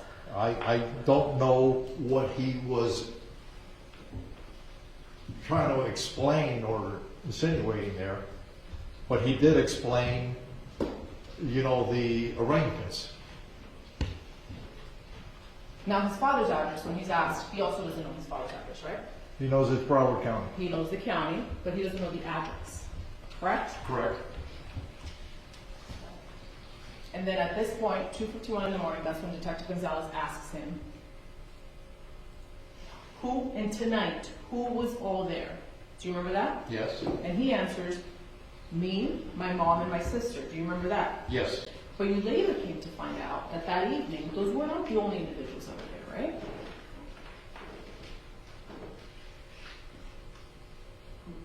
No, that question was geared to who was there at the time of the murder. Okay, and when you say geared, again, we're interpreting, right? Because it's not explicitly said. Is that what you mean? It's who was there. Who was there, and he himself didn't say there was any other family member there or nothing. He says, I was there, my baby sister was there, and my mother was there. Correct. Did you give him a time frame? Derek, who was there between 10 p.m. and 11:31 when you called 911? Did you do that? No. Did you say, Derek, who was there between 7:15 p.m. and 10:47 p.m.? Did you do that? No.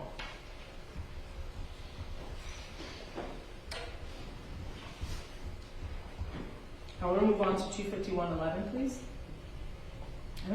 You mentioned to Mr. Boris, in your opinion, Derek was emotionless, right? That's what it appeared to me, in my opinion. And in your opinion, was he emotionless because he wasn't crying? He was emotional. He wasn't showing any emotion whatsoever as far as what he had done. He wasn't crying. He wasn't shaking.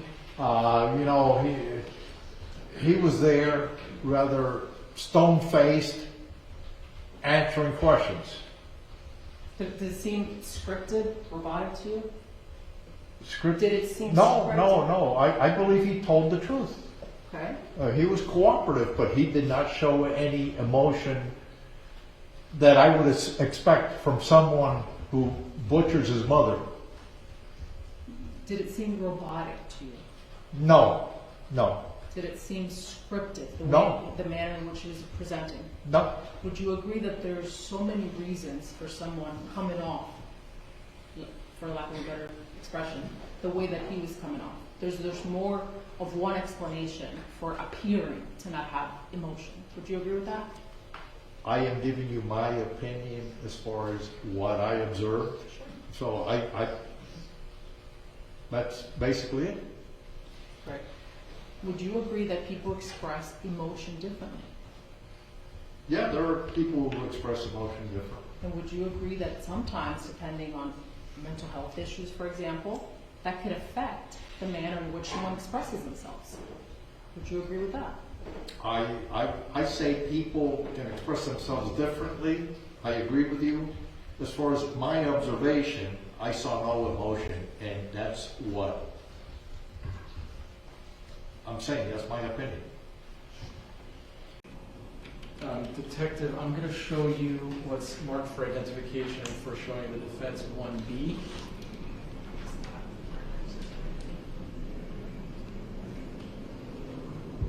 May I approach this? You may. Detective, I'm showing you 1B for identification. Are you familiar with the custodian of record forms? Yes. Does this custodian of record form have the City of Hialeah Communications Director as the applicant? Yes, she is a supervisory employee there, yes. And is the case number that appears in the body the case number for the death investigation for Rena Garcia? Yes. Okay. And is this for the 911 audio recording? Yes, it is. I ask that it be admitted. Defense?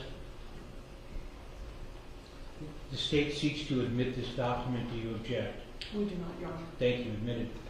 State's Exhibit 1B, marked for ID, will become State's Exhibit number 3.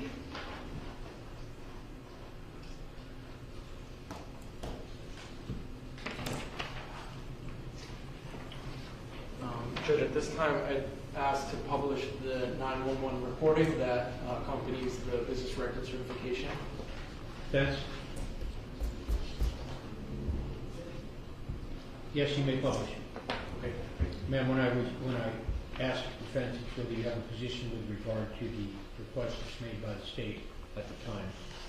I understand, Your Honor. We might have some objections to portions of the 911 call, so we'll see what Mr. Gorse is attempting to publish. Well, he's about to play them, ma'am. I mean, But, and Your Honor, again, we have objections. We have objection to portions of it. We'll look at okay, certain state your portions. objections, ma'am. We believe that anything to do with anything that is outside of Derek Rosa's statements, we agree that the statements that he made, he did initiate the call, he made excited utterances, and he made statements that perhaps we cannot overcome a legal objection. However, anything else relating to his baby sister in that room is highly prejudicial and inflammatory, and it's really irrelevant. Any other statements that the operator made would also be objectionable. His How so? statement- Yeah. How so? Objectionable in what fashion, ma'am? As I said, because they led to inflammatory information that it has no relevance in this case. For example, testimony, or not testimony, but him answering about a 14-day-old child in that room has nothing to do with the investigation. And again, the probative value is highly outweighed by the prejudicial effect. Okay. So the prejudicial effect, I'm trying to understand this, of him mentioning that his 2-week-old sister is in the room when I presume that this is being played so that I can determine, hopefully, or this might help to determine his mental state, capacity, understanding, knowledge, when he submitted to an interview some 3 hours later. That's the balance, I guess, of relevancy you're asking me to make? That's part, yes, You're Your not Honor. claiming privilege in any fashion? That's part of the argument. I'm not claiming Right. privilege. I believe that at this point when he is making that phone call, there is no, first of all, danger to that child, the 14-day-old little girl. When the 911 operator asks, did you do anything to her? Did anything happen to her? Is she okay? I don't see how that has any play or relevance in the state's theory of the case. Ma'am, this is not, we're not dealing with the state's theory of the case. We're dealing with, you've alleged in your motion, ma'am, one lawyer at a time. I'm not going to get double-teamed by lawyers at any time in this case. One person handles one thing. Right now it's Ms. Riello, okay? You may pass her whatever notes you like, but I'm inquiring of you. I'm trying to sort of frame the issue as you presented, because this is not, gee, is he guilty or innocent? The question here is his state of mind at the time and capacity at the time that he undergoes interrogation later, whether he understands what's going on. And at this time, I would be listening to, I presume, questions asked of him by the 911 operator that I'm thinking that might help me to understand or see if he understood and knew. So you're proposing to me a 403 balance, that there's something inflammatory about this, but I'm not seeing it.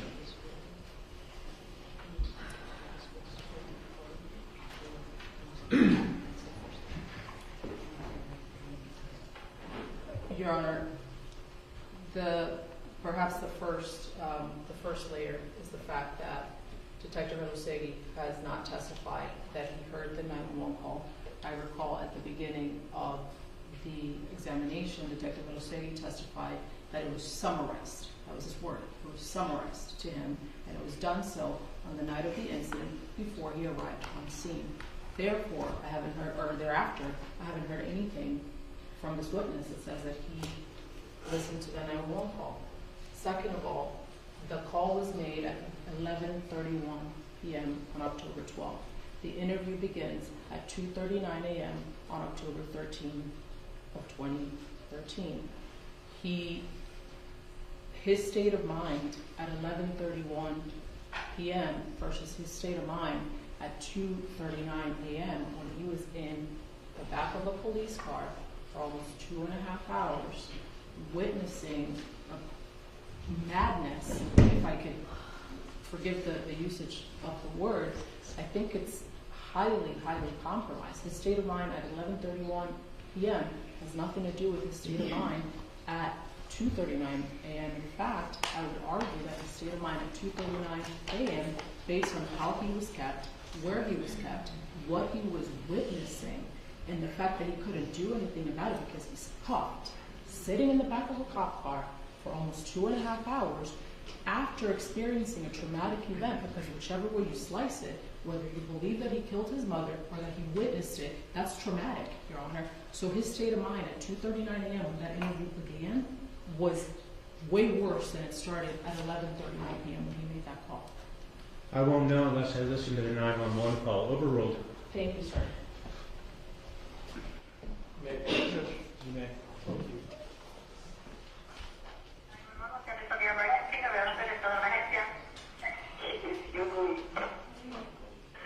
¿Cómo ayudar? Can we just speak English? I speak English. How can I help you? Can you bring the police over here where I live? What is your address? I don't know my address. Okay. Do you live there? I live here. Okay. Do you have a driver's license, or do you have something that came on the mail that you might be able to get the address? 13. I'm only 13. Okay, can you find something that came on the mail? Any letter, any newspaper, any magazine? Miss, I killed my mom. Okay. So, do you live in a house or an apartment? I live in an apartment. What's your apartment number? I don't really know. I know that on the door of the apartment, it says,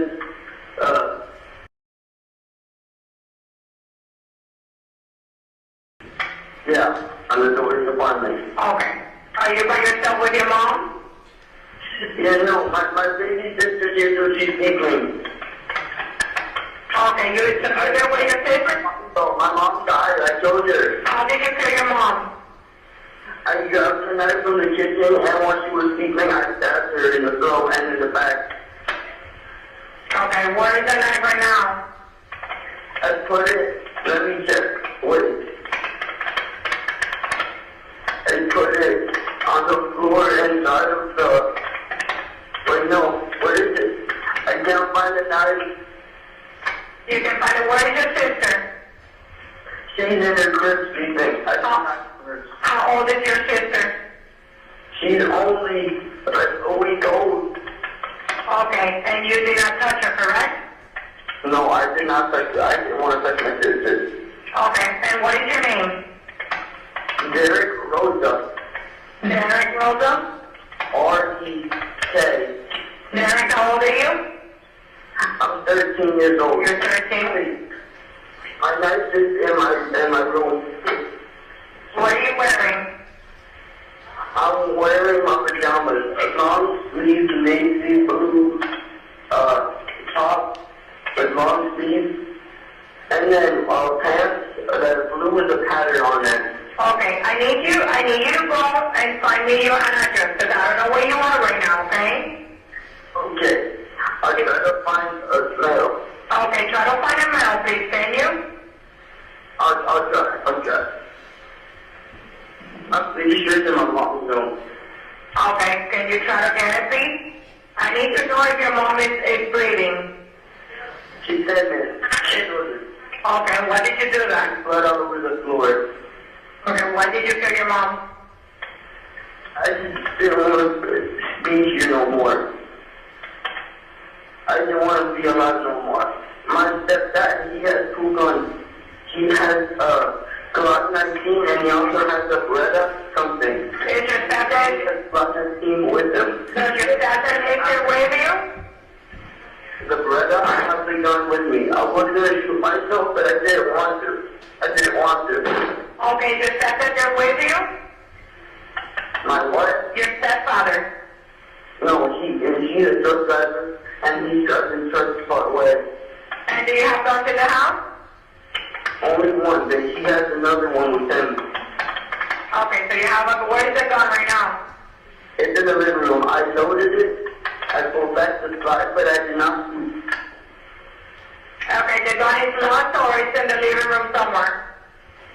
No, I have it right here on the couch. Do I get rid of the bullet?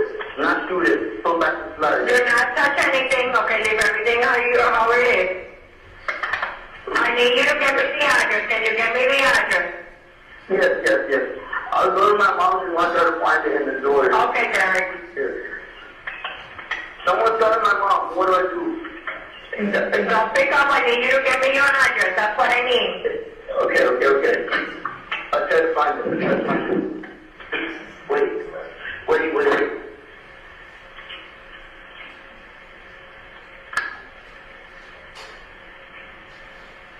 I'm sorry. It's okay. I'm trying to look for it. Do you think there's something that we can do for your mom, Derek? I'm trying for my mom? Yes. I'm looking through her drawers right now. Can't find anything.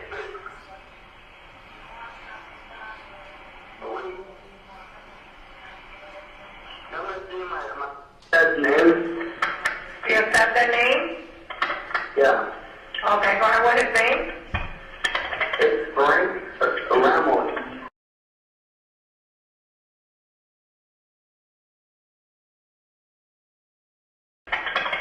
Okay. Derek, I need to get your date of birth. My date of birth? Mm-hmm.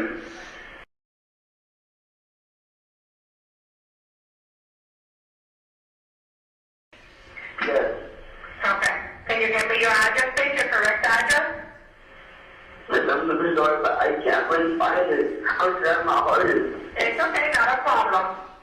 I need to know that you don't have any guns or any knives with you. There's a knife in my room and there's a gun in the living room. Okay, I need you to stay away from them. Can you put them in a safe place away from where the officers can see them? Can you put them away? So what is it? No. Shit, I'm sorry. I thought somebody fell in the chair in the garden. What happened?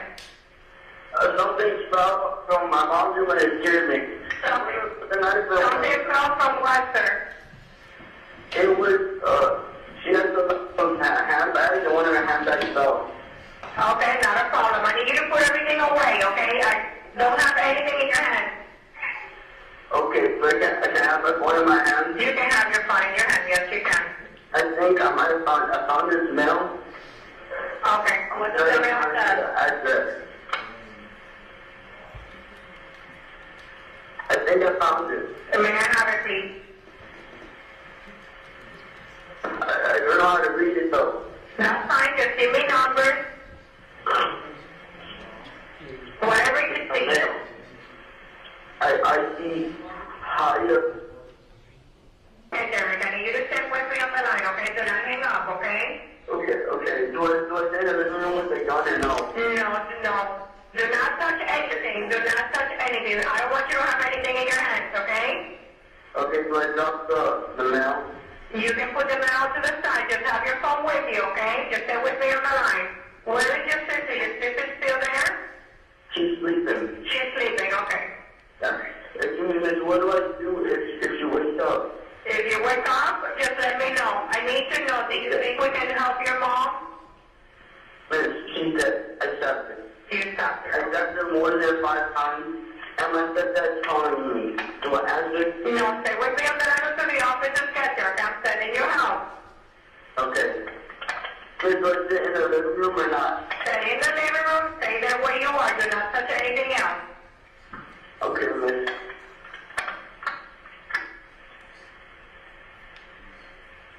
Miss. Yes, Eric.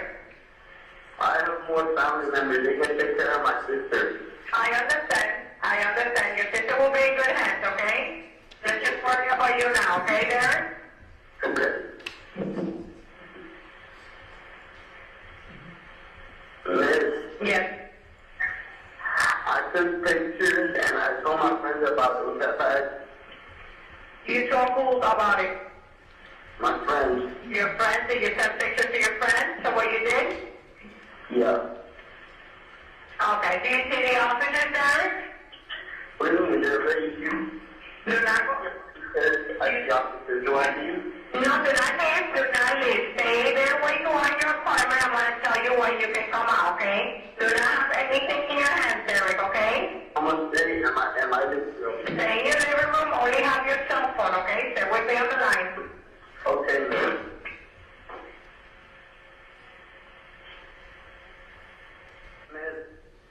Yes, Derek. I touched a lot of things in the house and felt bad. Was that bad? That's okay. That's not a problem, Derek, okay? That's not a problem. Just stay with me up the line, okay? Why did you do this to your mom? Can you tell me why? I guess I didn't want to be. I was going to kill her and then kill myself and not kill my sister, but I didn't want to kill myself. And I'm sorry for killing my mom. I'm sorry for killing my mom.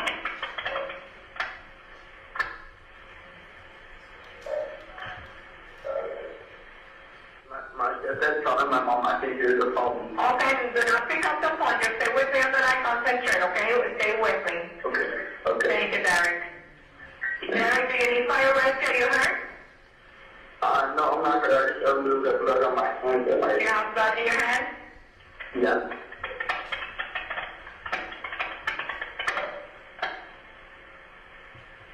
Okay, stay with me on the line, okay? Okay. Miss, how did this so fast? Because this is a life-threatening emergency, Derek, so we get to places fast. We're going to help you, okay? We're going to help you and your sister, okay? Okay.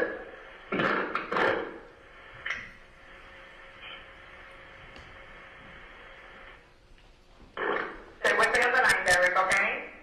Okay.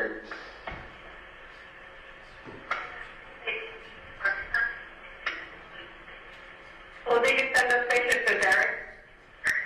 My friend. I don't know his real name because he is an online friend, so I play with a lot.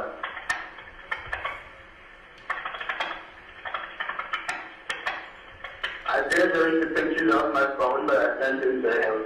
And I told him I was sorry, and then I goodbye. Goodbye to him. I understand. We're going to help you, Derek, okay? The officers are there to help you, okay? Okay. Okay. Stay with me on the line. Okay, miss. Okay.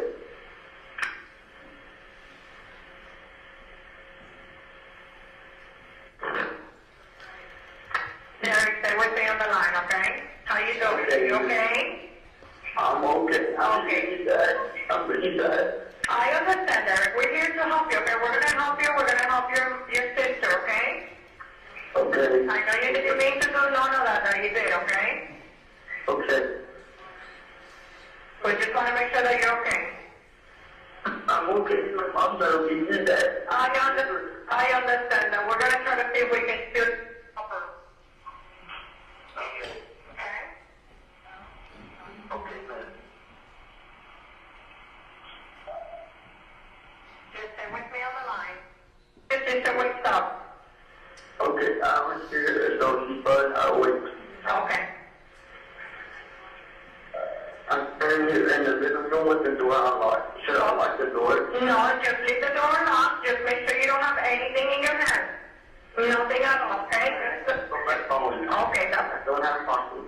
I don't have phone. That's fine. That's perfect, okay? Stay with me on the line. Okay. Okay. Remember, we're just there to help you, okay? Okay.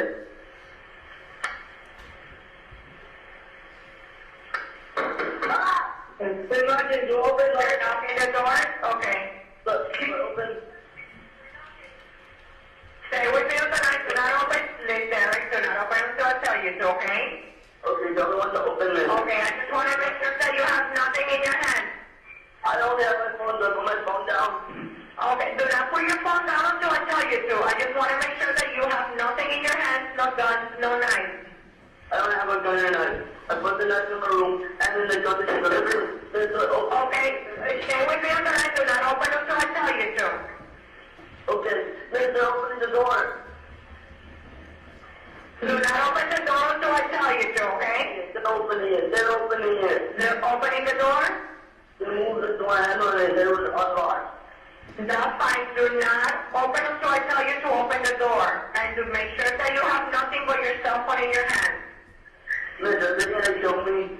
No, they're not going to kill you, Derek. We're here to help you, okay? We're going to help your family, okay? Okay.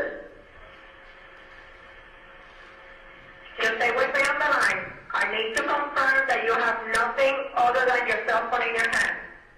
Miss, they're knocking on other doors of other houses. I can hear them. That's fine. I'm here to help you. I'm going to tell you when to open the doors. Okay. Do not open the door. Okay, Miss. Miss, they said come outside. Come outside. Okay, do not go outside, Derek. Stay with me on the line. Okay. Okay, just listen to me. Stay with me. I'm here. Okay.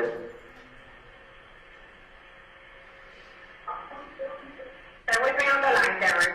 We're going to help you, okay? Just remember, we're only there to help you, not to hurt you, not to hurt your sister, to help you, okay?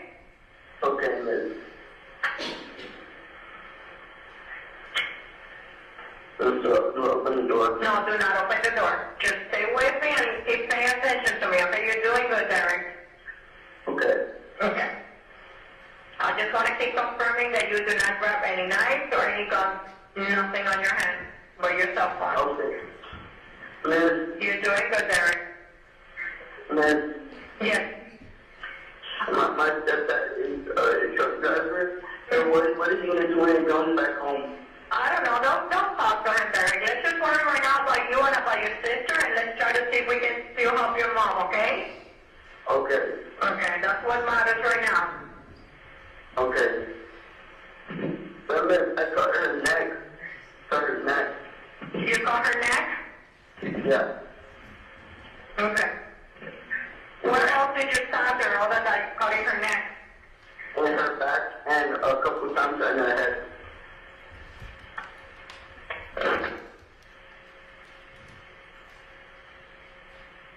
Okay, just to confirm, you said the gun is in the sofa, correct? Yeah. Okay. So it is so. It's so to touch it. Do not touch anything. Do not touch anything. Okay? I'm standing in the living room. Listen. Easy. Okay, listen, and you step outside, open the door slowly with your hands up, okay? Yes, okay, okay. Leave the phone on speaker. Put it on the floor. Put the phone on the floor and go outside with your hands up in the air. Okay, Miss. Okay? Come on.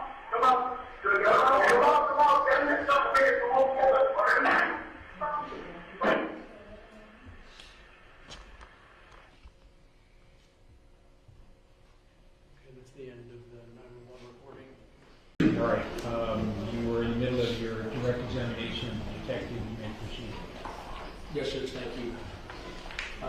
Detective, we were moving on through the video recorded statement of Derek Rosa, so I'm going to resume public publishing judge at 24705. You may. Two. Huh? And then two. Yeah, everything you're full name. Derek Stephen Rosa. What's your date of birth? What's your address? I have no address. Okay. What's your telephone number? You don't know it either? Okay. What type of phone do you have? An iPhone. An iPhone? What color is it? It's blue. It's blue? Yes. Okay. How long have you lived in that apartment there? Since I was 11, so 2 years. 2 years? 3 years. Okay. Who lives there with you? My mom. Now my sister. Because my mom has a daughter a week ago. Okay. And my stepdad. What's your sister's name? Ashley Ramos. Okay. And your stepfather, do you know his name? Yes. What's his name? Frank Ramos. Frank Ramos. Okay. Derek, let's start with this morning. You slept in your house last night, right? Yeah. Do you go back and forth between staying with your mom and your dad, or no? Or do you usually just live with your mom? That's really hard to explain. One weekend, I'm with my mom, and the other weekend, I'm with my dad. No, I'm not with my dad the whole week, Only weekends. Not all weekends. Where does your dad live? You don't know? But is it in Miami, down here somewhere? It's in Broward. In Broward? Yeah. Okay. But last night you slept at your mom's house? Yes. Okay. You got up this morning and Went to my bus, a school bus. you went to your school bus. Yes. What school do you go to? I'm at her middle high. At Matter Middle High? Yeah. Okay, that's over there on 20th Street, right? Yes. And what grade are you in? 8th grade. 8th grade? Honor classes? No. No? So, tell me about your day in school. Regular day at school? I didn't do too much work. You didn't do too much work? No. Regular release day, time, stuff like that? How do you get there, on bus? Yeah. Okay. You got back On bus. on bus? Yes. Okay. And then, you were home the whole day? Or did you leave? I stayed home after school. You stayed home after school? Yeah. Okay.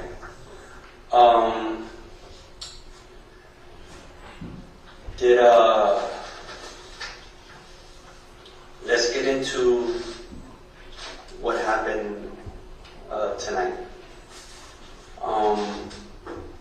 Were you, do you communicate with people over the phone? Were you talking? Tell me what happened tonight. Tonight? Yeah. Well, at around like 10, I went to bed. Okay. My mom did too. Is that your regular time? Like, 9? yeah. Okay. You guys explain to me about the apartment. You have your own room? Yes. And your mom?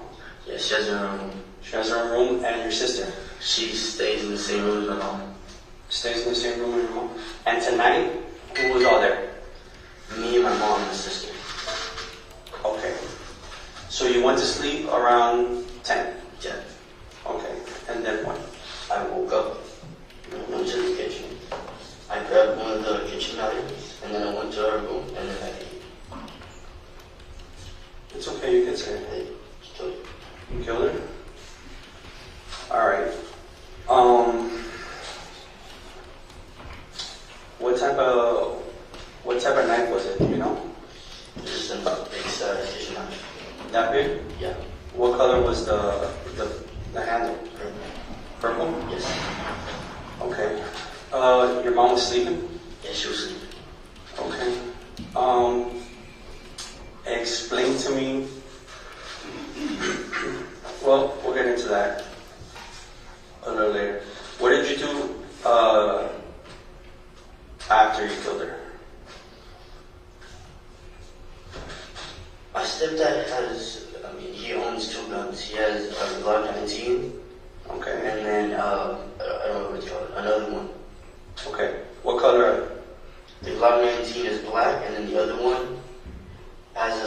slide and then like a dark bluish handle. Okay. So, what did you do with the guns? He always has his gun with him at all times. Mm-hmm. And since he's a drug dealer, he was at home, he was far away. Okay. So I went into the closet. Mm-hmm. I found his book because he goes shooting at gun ranges. Okay. I grabbed the gun. I put the magazine in the gun.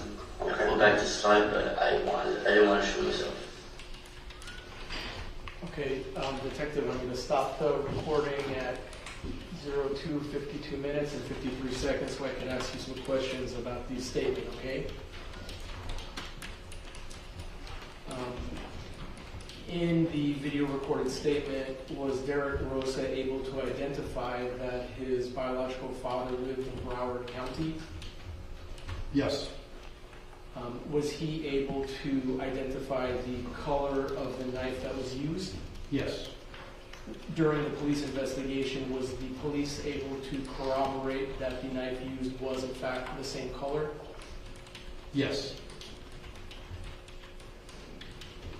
The defendant stated in the recorded statement that he has his own room and that his baby sister sleeps in the same room as his mother. Was that corroborated during the police investigation? Yes. He indicated that he is in the 8th grade at I-Matter Middle High. Was that corroborated through the police investigation? Yes. Did you notice during the defendant's statement that he briefly paused before stating that he killed his mother? Yes, I did. Were there moments that he would show some reflection before finishing his statement? Objection Yes. to the word reflection. Speculative. Sustained. Was it You your, need a different word. Yeah, sure. was it your, yes, Judge, was it your impression that he would at times pause and then answer the question after a brief pause? Yes.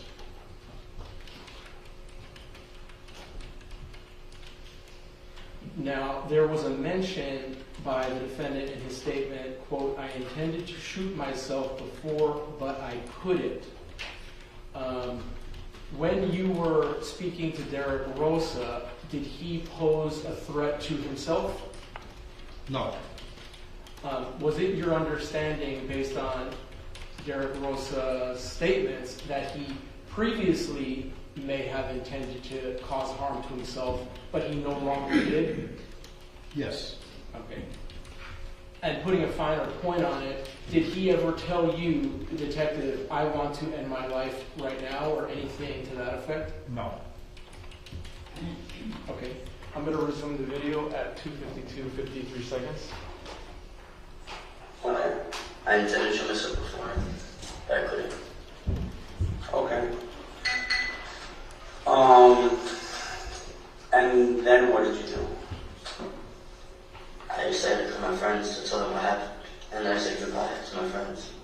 You called them before you decided to try to shoot yourself, or afterwards? After. Okay. How many friends did you call? Only one. What's his name? I don't know his real name, he's an online friend. He's an online friend. Yeah, When you say online friend, what do you mean, from video games? it's from video games. I know him real well. Okay. How long have you known him? Since like I was 10, 3 years. 3 years? Have you ever met him? No, I've seen the face. You seen his face? Yeah, So how did you communicate with him? my cell phone. Through your cell phone, so you have his number. Yes, And you don't have him stored under a certain name, or you just have him stored under a gamer tag? I made up a name for him. You made up a name for him? What name did you make up? Sweden. Sweden? Sweden. SWEEDEN. Okay. How often do you talk to Sweden? Every weekend. Every weekend? Yeah. Okay. So you called Sweden. And what did you tell Sweden? So then what I did, What exactly did you tell Sweden? When you say what I did? I killed my mom. Did you tell him how? Or no? How you killed her, or no? I think I told him how. No? I did not. Okay. I said I killed her. Did you send them any pictures? Yes. How many pictures did you send them? I sent him two of my mom and then one of me. Okay. Did you... What did he tell you? I said he couldn't believe it. Okay. Does Sweden live down here in Florida? Yeah, real far. Real far? Yeah. In America though. In America? Yeah.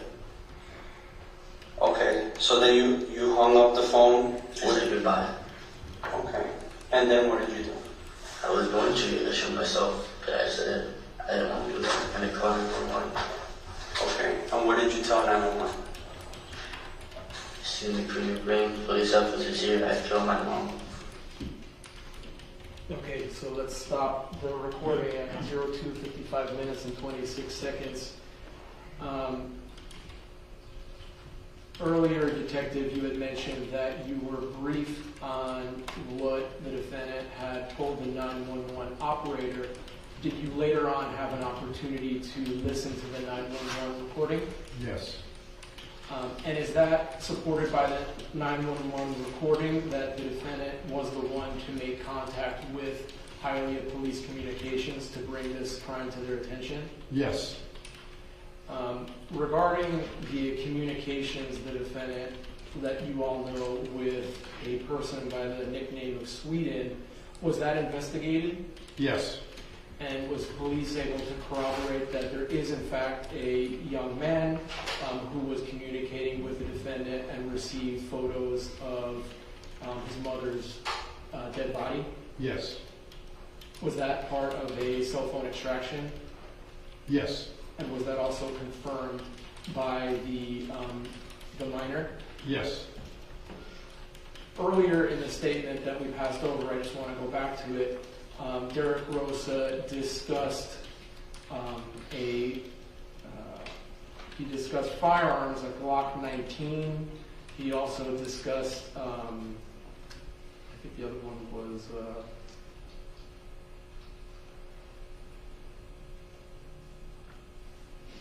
Glock 19, and then another firearm. Was he able to describe how to load a firearm correctly? He says that he inserted the magazine and racked the slide back in his statement. Does that familiarity with firearms suggest to you some level of maturity? Yes. For a 13-year-old to understand how to load a gun, pull back a slide, was that something that you believe to be, or showed some development? Yes. Okay. All right, I'm going to continue playing at 2:55, 26 seconds. Okay. And they kept you on the phone? Yes. Until the cops came. Until the cops came. Do you remember what else you told the 911 operator? My address, my name, what I was wearing. Okay. And my age. And my date of birth. Were you wearing the same clothes you're wearing now? Yeah.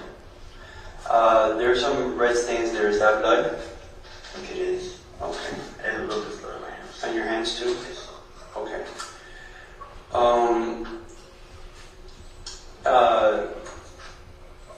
Did you ever make your way to your sister? Killing her? No. Touching her? Touch her? No. No. I don't know. She was sleeping and she didn't wake up, so I didn't touch her. Okay. All right. Let's get back to your mom. Okay. You said she was sleeping. Yes. Okay. Where exactly did you cut her? At first, I cut her right here. On her neck? It's like a type of vein that goes to your neck right here on both sides. Okay. And I stab here. A lot of blood sprays out right here. So I'm going to pause it at 02:56 minutes and 32 seconds. When Derek Rosa was describing to you the vein or artery in his mother's neck, was he gesturing to his own neck? Yes, he was pointing at the area, yes. And when he indicated later that a lot of blood sprays out of that area, did he also make a gesture with his hands as if blood is spraying out? Yes. Did you feel that Do you feel that he was restricted in any way using his body language or gesturing? He used it freely. Okay. I'll resume at 02:56, 32 seconds. You know what that's called? An artery or something. An artery? Okay. And you purposely went for the artery? When you Purposely went for the neck, but I hit artery. Okay. Was there a lot of blood after? There's a big pot of blood on the floor. Okay. Did you tell her anything before you stabbed her? Did you say anything? I said curse word in Spanish. Curse words in Spanish? Yes. But she didn't wake up when you... She was asleep when you stabbed her. Yes, and then she woke up after I stabbed her. What curse words did you say? Spanish? Yes. Maricona. Maricon? Yes. Okay. Okay, I'm going to stop at 02:57 and 20 seconds. Detective, the word or phrase maricona, how do you understand that to mean? Maricona could be interpreted in numerous ways. It could be in a form of an expression among friends, just a slang thing. It could mean, it could have a gay meaning if used, so it depends on the context that you use the word. In this case, in my opinion, as far as the way it was used during a violent act, my belief that it was used as a word of showing disgust or that with a person and just, throwing it as an aggression word during the commission of an act. And now the defendant's knowledge of how there are arteries, veins in a person's neck, does that show some familiarity with the human anatomy? Yes, it does. Your Honor, objection to Grounds. it's speculative whether he knows the anatomy, and by he I mean my client Derek. Overruled. You can answer, Detective. Yes, it shows that you have knowledge or you have researched where certain arteries or veins are in the body. And now, based on the results of the autopsy, was the victim nearly struck in the carotid artery? I think it was 1 millimeter away or very close. Yes, it was in that general area. I'll continue 02:57 minutes and 20 seconds. And then she woke up? Yes. Did you say anything else to her? Or did she say anything to you or No, not? she just screamed. She just screamed. Yes.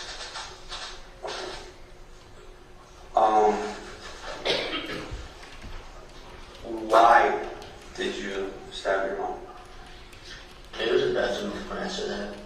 Yes, of course, of Give me course. 1 second. You want to make a sure Have patrol tape. Yes, that control tape. Make sure they're 5.5 on the body cam. Every weekend. Say it.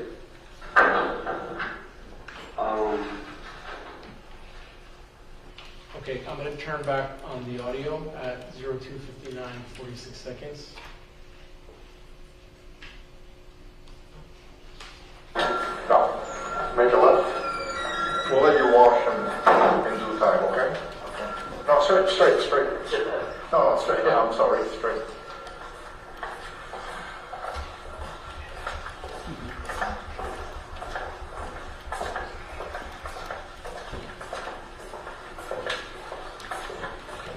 Now you can make a left.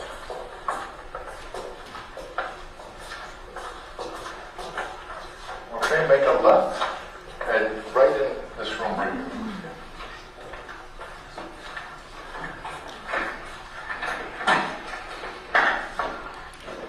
Oh, excuse me.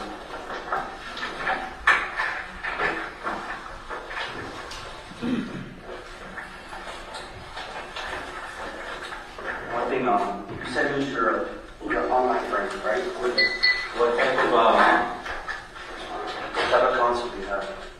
Do you play on, or is it on a computer? I'm playing a couple of consoles. There's an Xbox in the living room. I have a Switch in my room. I have a VR headset in my room too. Okay. What type of games do you play? Mostly fighting or shooting games. Like what? Some Fortnite, Call of Duty. Fortnite, Call of Duty. Yeah.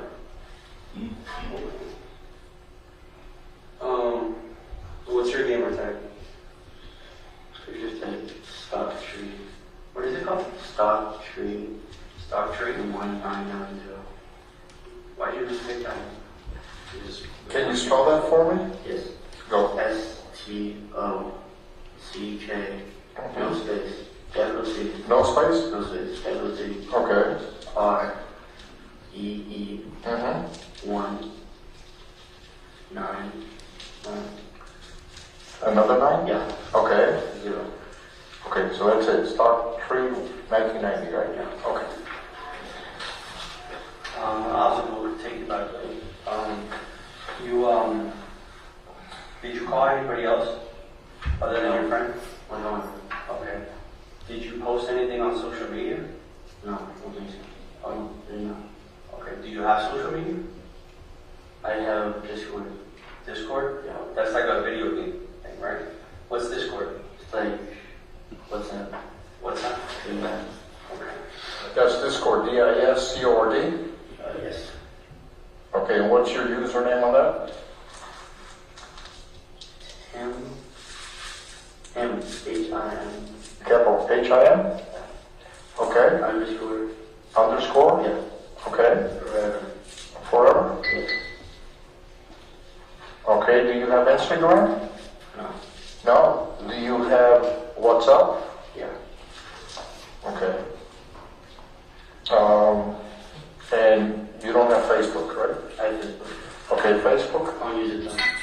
I just need it from the headset. Okay, what's your screen name on Facebook? I use my name. Your name? Yeah, Rosa. All straight? Yes. And with space. No space? Space. Derek, D-R-I-K? D-E-R-E-K. I'm sorry. Derek, space, Rosa? Yes. Okay, but no, nothing in between, just a space. Only space. How old are you here? 13. What grade is that? I forget. 8th grade. 8th grade? Yes. Okay. Did, when the police got there, did you say anything to the police? That you were I asked about my sister. You asked about your sister? They said who was in there. I said my sister. Okay. Did you say anything else? Okay. So you were about to tell me the why. Why did you kill your mother? If I have to say now, Yeah, get it off your chest. Absolutely. can I wait for a little bit? Okay, at this point, you want a lawyer? Maybe not. We can't. No, listen. Just so you understand, okay? You have mentioned or asked us, should you wait for a lawyer? We're not here to advise you on whether to talk to a lawyer or not. That decision is yours, okay? But if you are requesting a lawyer at this point, we can't interview you any further. You understand? We have to stop the interview. Okay. Do you want us to stop the interview? Yes. Okay. Then this interview will end right now.